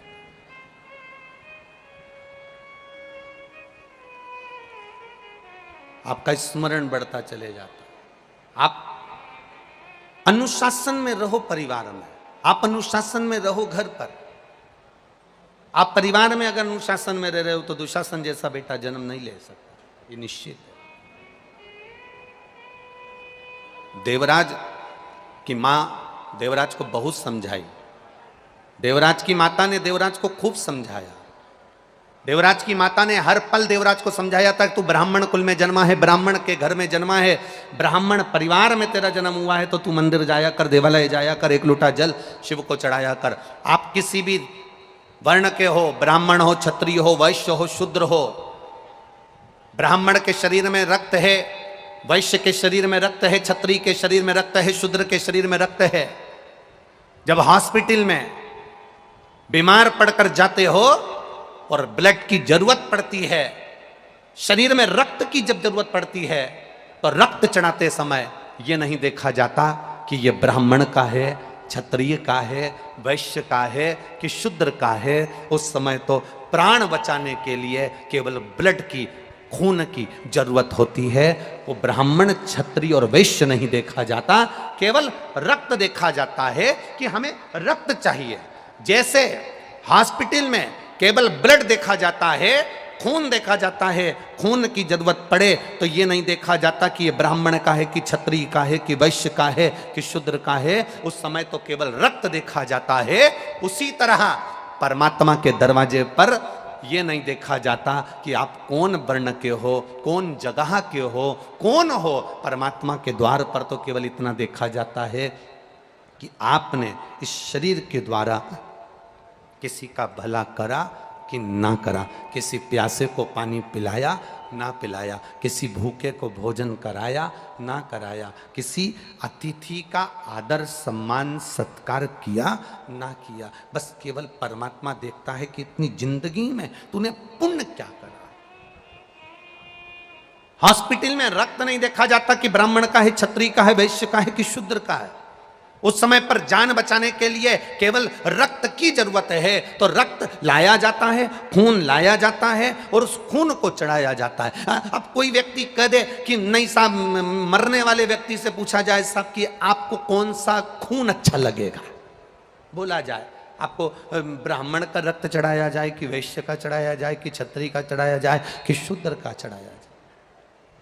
जैसे होटल में डिमांड होती है कि नहीं होती है, अरे बोलो तो जम के, सर कौन सी सब्जी लाऊं, पालक पनीर, मटर पनीर, चना पनीर, शाही पनीर, कौन सी लाऊं। उसी तरह हॉस्पिटल में कोई नहीं पूछेगा कि आपको ब्राह्मण का रक्त लाया जाए, वैश्य का लाया जाए, क्षत्रिय का लाया जाए कि शूद्र का लाया जाए, क्योंकि रक्त रक्त होता है। उस समय पर तो देखा जाता है कि व्यक्ति के प्राण कैसे बच जाएं। उसी तरह मरते समय, प्राण छोड़ते समय, मृत्यु की सैया पर पड़े हुए, मृत्यु की सैया पर जाते समय जब प्राण छूट रहे होते हैं, मरने वाले व्यक्ति से ये नहीं कहा जाता कि तुम पुलाव खा लो कि रोटी खा लो कि मक्का की रोटी खा लो कि ज्वार की रोटी खा लो। मरने वाले व्यक्ति जब अंतिम सांसें चल रही होती है, प्राण छूट रहे होते हैं, तब उससे कहा जाता है मुख से राम कह लो, कृष्ण कह लो, शिव कह लो,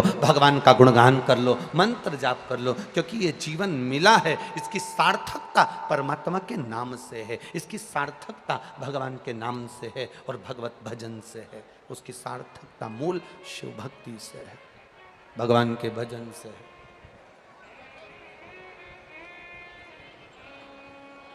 इसीलिए कहते हैं महाराज, मूल वर्णन इसीलिए कहा।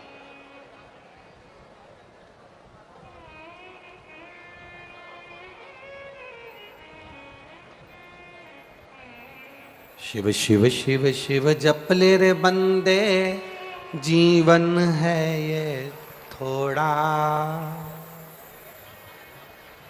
दौड़ा जाए रे समय का घोड़ा दौड़ा जाए रे, समय का ना तेरा ना मेरा बाबू, इस घोड़े पर प्रभु का काबू। समय का जो घोड़ा है उस पर परमात्मा का काबू है। अच्छे से अच्छा करोड़पति जिसके पास दुनिया का सारा वैभव हो, दुनिया की सारी दौलत हो, दुनिया का सारा धन हो, दुनिया की सारी सत्ता हो, वो कितने भी ऊंचे ओहदे पर बैठ जाए, कितनी भी प्रतिष्ठा आ जाए और कितना भी धन आ जाए, अच्छे से अच्छा करोड़पति व्यक्ति भी अपने गए हुए समय को वापस नहीं ला सकता, ये निश्चित है। करोड़ से करोड़पति, धनपति, अरबपति, सत्तापति, वैभवपति, जिसके पास में कोई कमी ना हो, वो गए हुए समय को वापस नहीं ला सकता। और दुनिया में ऐसा कोई गरीब पैदा नहीं हुआ जो दान नहीं कर सकता। शिव महापुराण की कथा कहती है, कुछ भी दान करने का ना रहे तो अपने चेहरे की स्माइल दान में दे दीजिए, प्रसन्नता दान में दे दीजिए। उससे बढ़कर भी कोई सुख नहीं होता, उससे बढ़कर कोई आनंद नहीं होता। अब देव परमात्मा की भक्ति का गुणगान, देवराज नामक का ब्राह्मण जो थकित रह गया, शिव मंदिर में गया, शरीर में ताप पड़ रहा था, शरीर में कष्ट पड़ रहा था, शरीर में रोग हो रहा था, शरीर में बुखार पड़ रहा था, और वो शिव मंदिर में दुबक कर बैठा हुआ था, क्योंकि शरीर में ताप आ रहा है, शरीर में कष्ट आ रहा है, दुबका हुआ।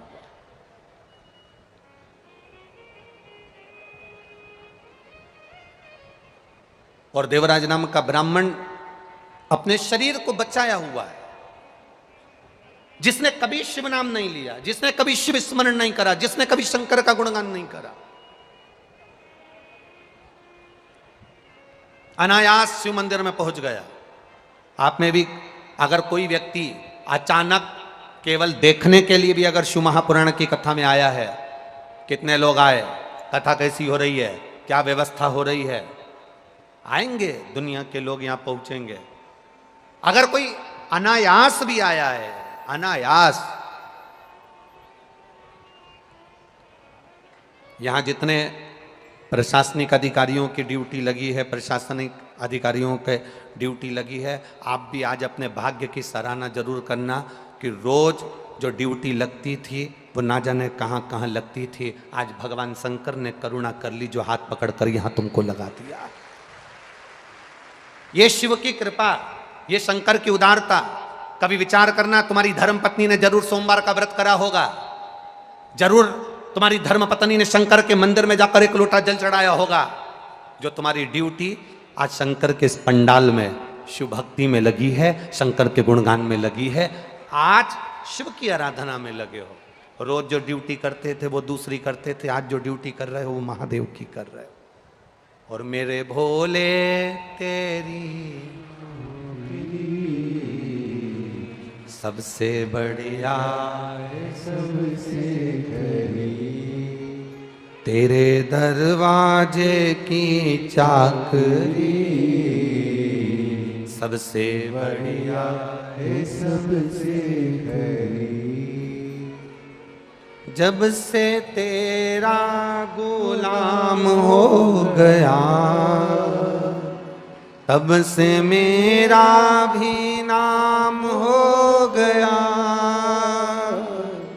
जब से तेरा गुलाम हो गया, सब बोलिए, तब से मेरा भी नाम हो गया।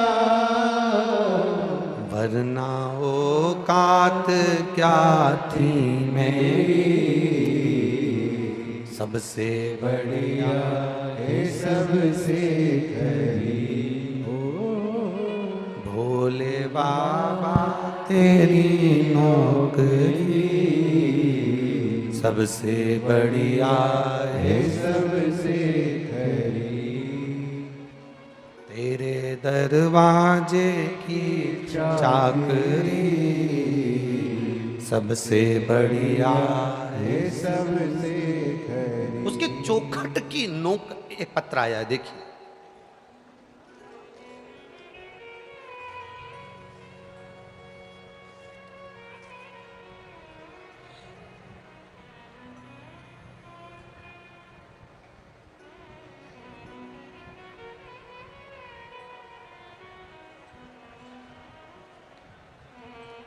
Jagdish Shrivas, S 932 Nehru Nagar Bhopal. Mobile number भी लिखा है। कहीं बैठे हों तो हाथ हिलाइएगा, जहाँ कहीं बैठे हों। जगदीश श्रीवास, पत्र आप जो पत्र हम यहाँ पढ़ रहे हैं वो आप आस्था चैनल पर और अपनी एलईडीओं पर भी उस पत्र को आप पढ़ सकते हो। Jagdish Shrivas, S 932 Nehru Nagar Bhopal. Mobile number भी उन्होंने लिखा है। कहीं बैठे हों तो अपना हाथ हिला सकते हैं। गुरुजी, मैं शिव भक्ति का क्या बखान करूं। मेरे पिताजी को दिनांक 21/1/2023 को अटैक आया, जिसमें मेरे पिताजी को डॉक्टर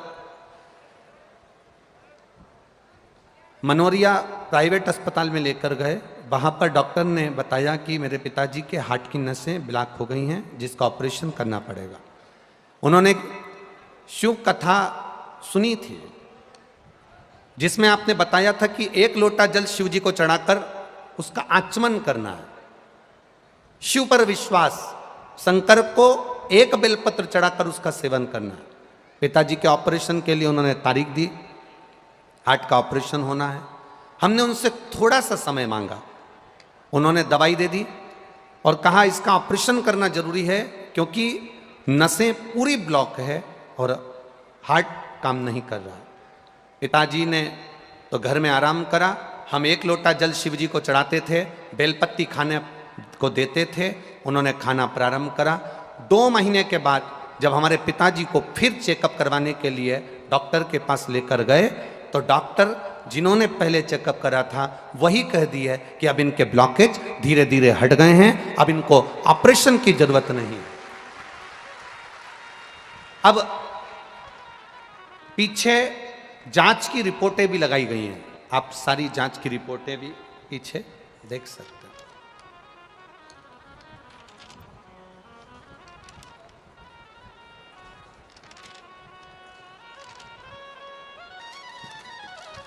शिव भक्ति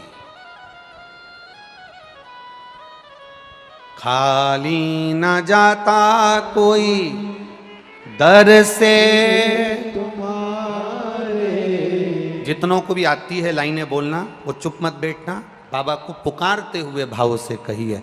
खाली न जाता कोई दर से तुम्हारे, मैं भी खड़ी हूँ पाए अपने हृदय से, लगा लो गिरा जा रहा हो, उठा लो। शिव कृपा, शंकर की उदारता।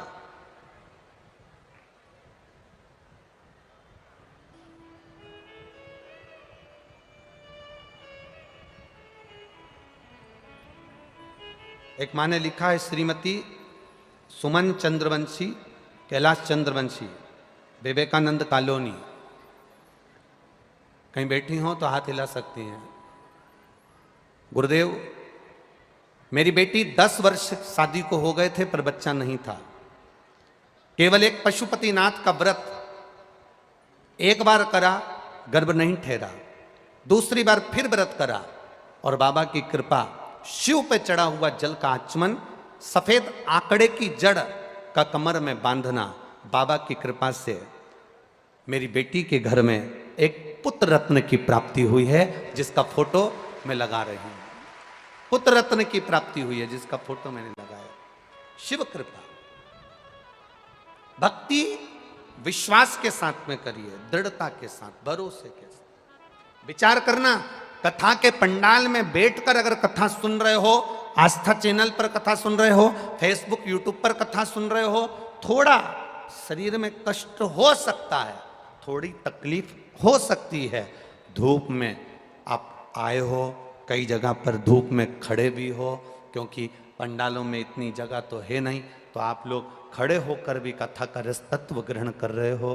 कोई माताएं अपने साथ में चादर लाई हैं, कोई दरी लाई है, कोई छाता लेकर आई है, सब लगा कर चारों तरफ भक्त लोग खड़े हैं, उनसे निवेदन है तुम्हारी ये 3 घंटे 4 घंटे 6 घंटे की आराधना खाली नहीं जाएगी, बाबा झोली भरेगा जरूर, ये निश्चित है,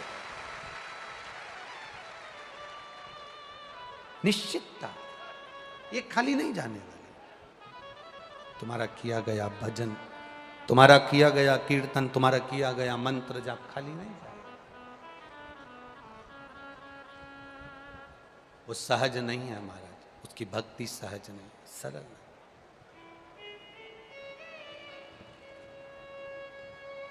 शिव कथा कर रही है,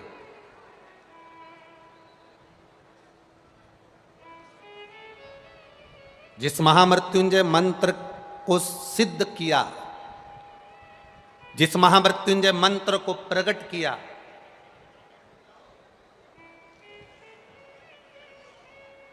वो महामृत्युंजय मंत्र साधारण नहीं। जब मार्कंडे ऋषि की मां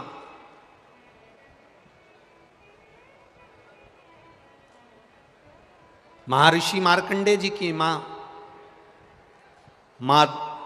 मृदुति,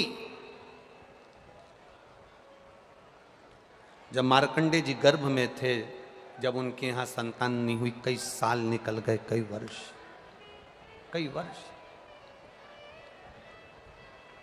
और जब कई वर्ष निकल गए, मृदुति के गर्भ से कोई संतान नहीं, मृदुति के गर्भ से कोई औलाद, कोई संतान नहीं, कई साल निकल गए। एक दिन मृदुति ने मार्कंडू जी से कहा कि संतान नहीं है, औलाद नहीं है, संतान नहीं, औलाद नहीं,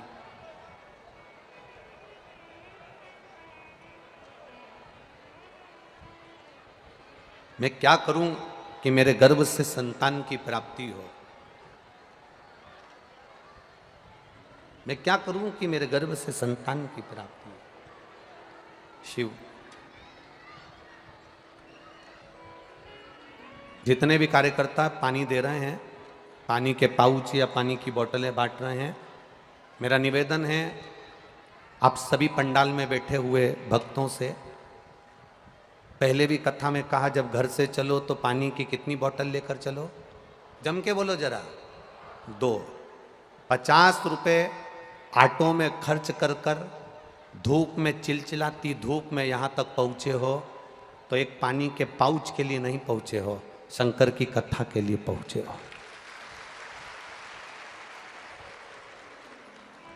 अगर कोई पानी का पाउच बांटने वाला भी आए तो उससे कह देना जब कथा पूरी हो जाए तब बांट देना, या कथा चालू हो तब बांट देना। हम 3 घंटे में से आधा घंटा आशीष जी ले लिए हैं, 2.5 घंटे की कथा है, इसको चूकना मती, इसको छोड़ना मती। ये जिंदगी संवारने के लिए 5 दिन मिले हैं भोपाल वालों को, बड़ी मुश्किल से मिले हैं, उसको छोड़ो मत, ये रह जाएगी। आप पानी का पाउच केवल अपने हाथ में पकड़ कर रह जाओगे।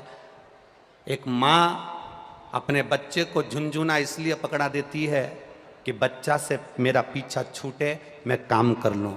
देवादिदेव महादेव भी यही करते हैं, आपको हाथ में पानी का पाउच इसलिए पकड़ाते हैं कि तुम बातचीत में लग जाओ और शिव की कथा छूट जाए और महादेव की कथा पूरी हो जाए। आप सावधानी रखकर कथा का स्मरण करिएगा। जितनी पास में अगर कोई खड़ा भी है, बोल भी रहा है, तो उसके चरण छू लेना और उससे कह देना हम यहाँ 100 रुपये ऑटो में लगाकर धूप में तपते हुए केवल तुम्हारी बात सुनने के लिए नहीं आए, हमको कथा सुन लेने दो। टीवी पर तो रोज सुनते थे, आज यहाँ सुन लेने दो, केवल कथा। और क्या मिलेगा आपको 5 दिन की कथा सुनने के बाद? ये जो पत्रों का ये ढेर भोपाल वालों ने दिया है, ये पहले दिन का ढेर है, अभी 5 दिन में और ढेर लग जाएगा। क्या देगा वो?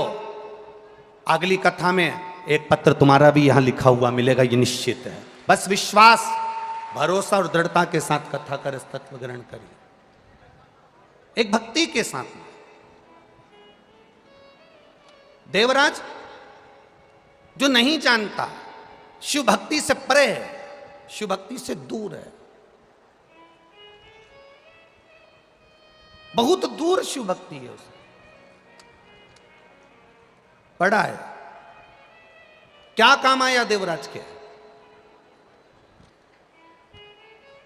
देवराज की माता जो एक लोटा जल चढ़ाती थी वो देवराज के काम आया। और जिन मार्कंडे भगवान ने महामृत्युंजय मंत्र का उद्घोष करा है, जिन मार्कंडे भगवान ने महामृत्युंजय मंत्र का जाप करा है, जिन मार्कंडे भगवान की उम्र 12 वर्ष की और प्राण छूटने के लिए अंतिम समय में पिता के चरणों में जाकर गिर गए, मां के चरणों में जाकर गिर गए और माता ने कह दिया केवल शिव नाम का जाप करिए, केवल शिव नाम का स्मरण करिए, शिव भक्ति का स्मरण करिए। मार्कंडे ऋषि की मां मृदिति मार्कंडू जी से कहती हैं कि मेरे गर्भ से संतान नहीं है, संतान का सुख नहीं है, कई साल निकल गए, कई साल। एक मार्कंडू ऋषि के घर में भी संतान हो रही है तो अल्पायु हो रही है।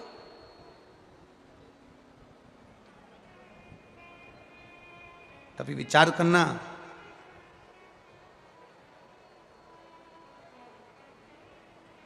कभी अपनी बुद्धि में उतारिएगा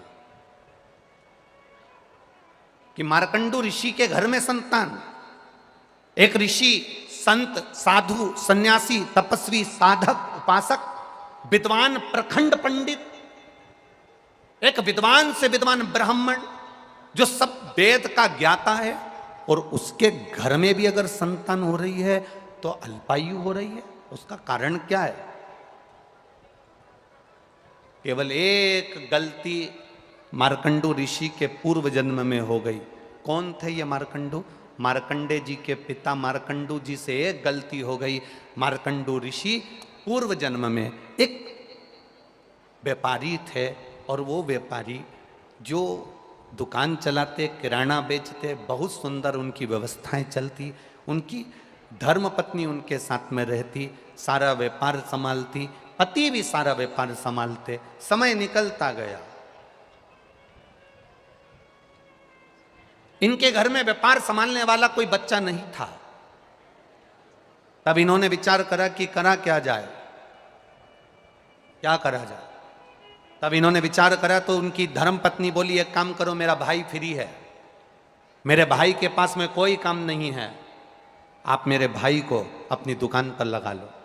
पत्नी के कहने पर ये जो मार्कंडू ऋषि पूर्व समय में एक व्यापारी थे, उन्होंने अपनी पत्नी के भाई को, अपने साले को व्यापार में लगा लिया।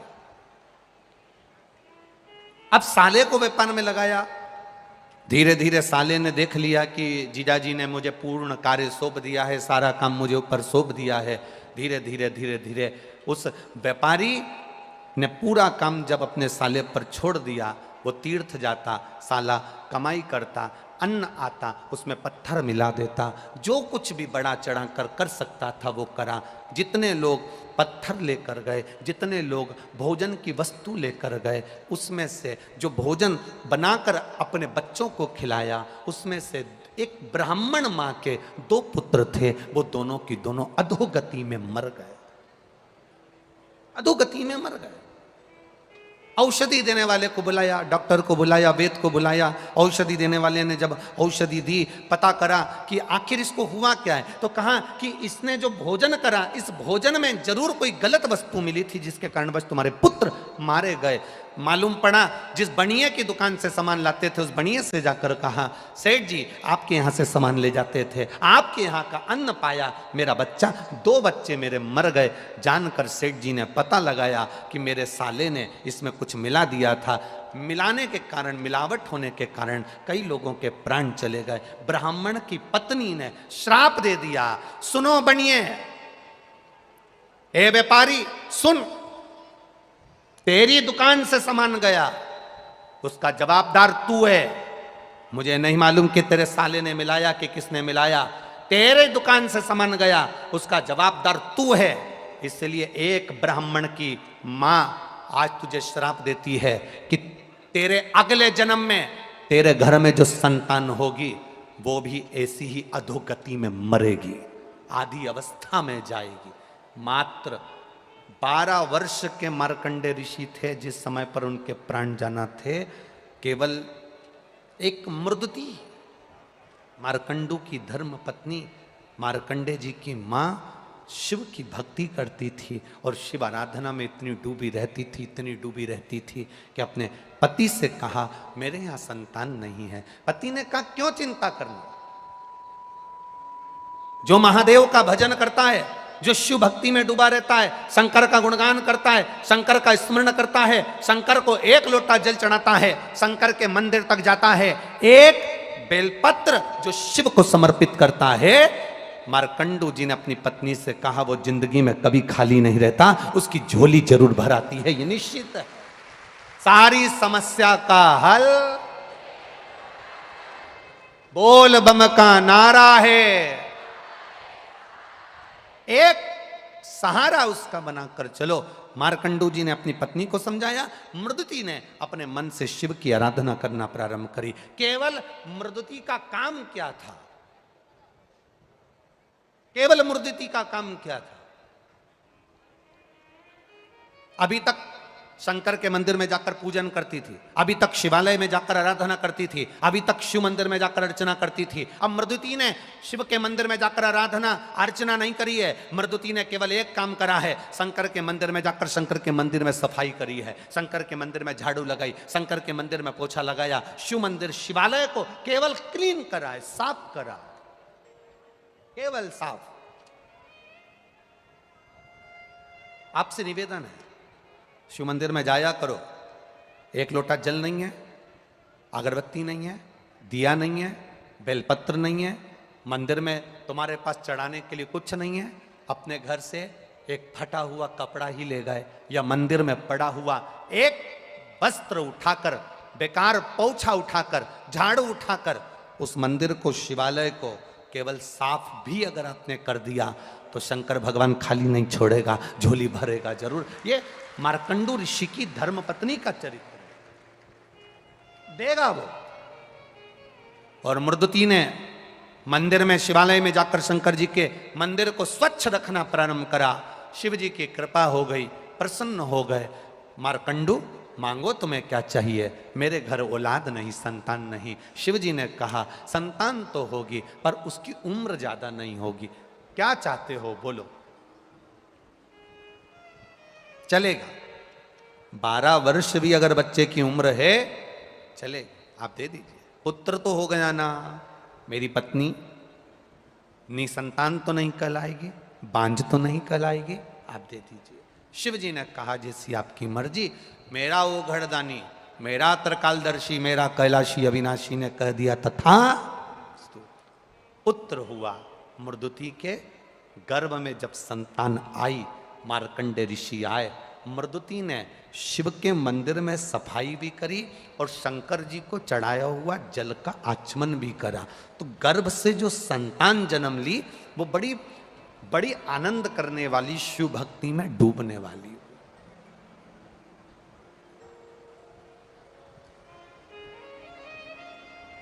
यहां जितने लोग बैठे हैं, आपके घर के पास में कहीं शंकर जी का मंदिर है? बोलो, जम के बोलो जरा, हैगा?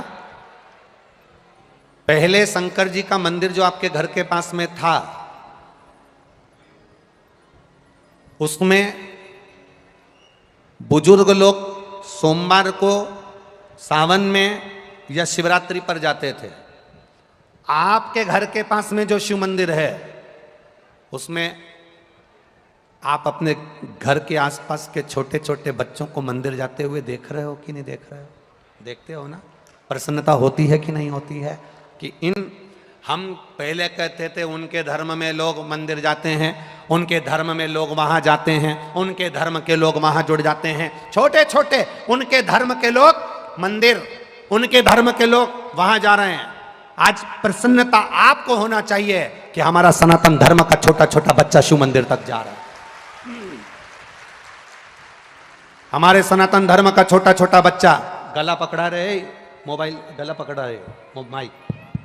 हमारे छोटे छोटे बच्चे शिव मंदिर तक जा रहे हैं, शंकर की चौखट तक जा रहे हैं, शिवालय तक जा रहे हैं। यह प्रसन्नता आपके भीतर होना चाहिए, यह भाव आपके भीतर जागृत होना चाहिए कि हमें प्रसन्नता है।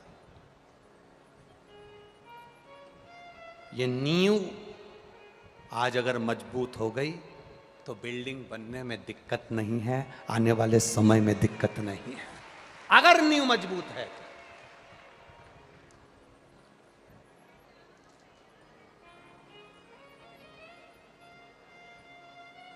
और हो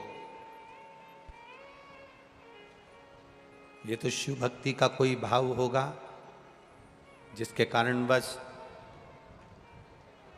सीहोर यहाँ से 35-40 किलोमीटर दूर है। पर जरा विचार करिए, बाबा की कथा को, कुबेरेश्वर महादेव को भोपाल तक आने में इतने साल लग गए। आपकी प्रतीक्षा, आपकी परीक्षा, ये सब कुछ चलता है।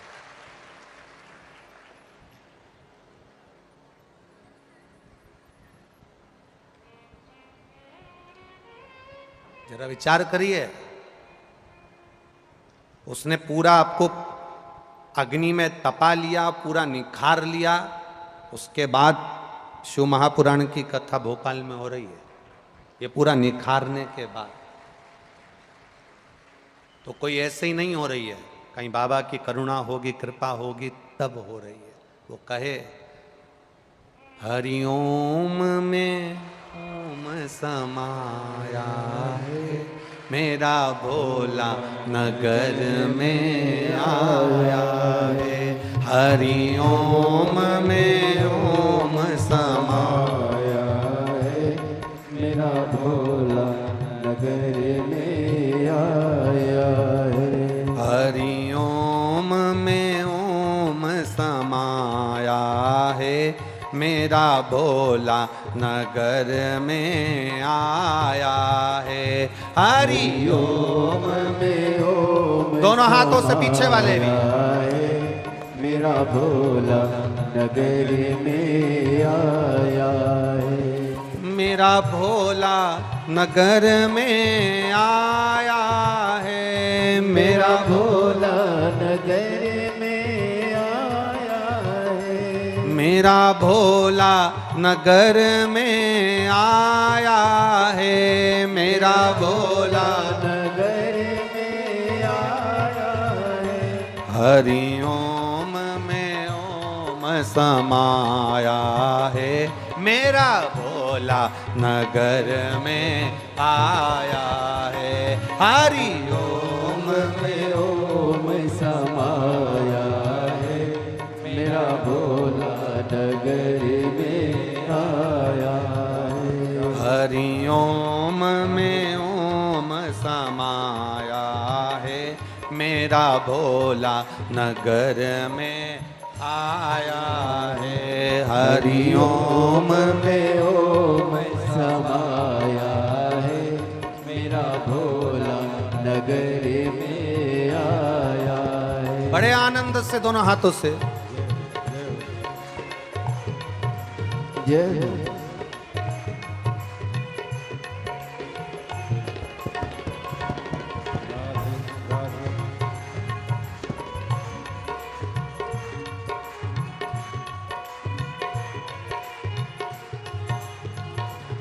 वाद्य यंत्रों की आवाज नहीं जा रही लड़कों के पास में।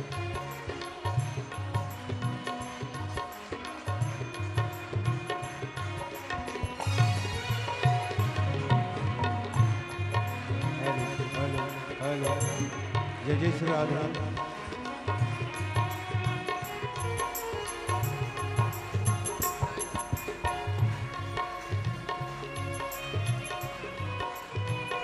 राधे राधे राधे जय जय श्री राधे।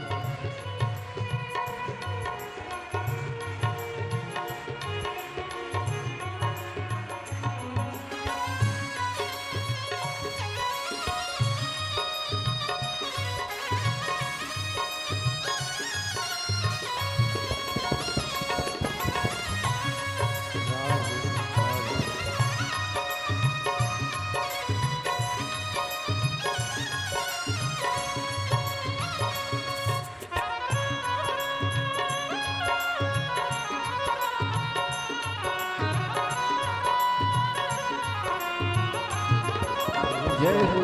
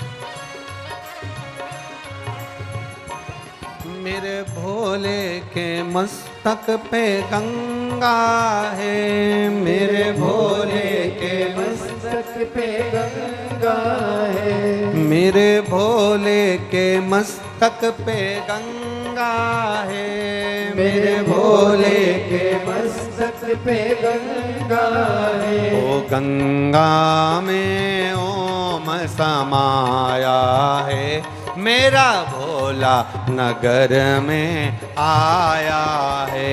गंगा में ओम समाया है, मेरा भोला नगर में आया है। मेरा भोला नगर में आया है, मेरा भोला नगर में आया है, मेरा भोला नगर में आया है, मेरा भोला नगर में आया है। हरि ओम।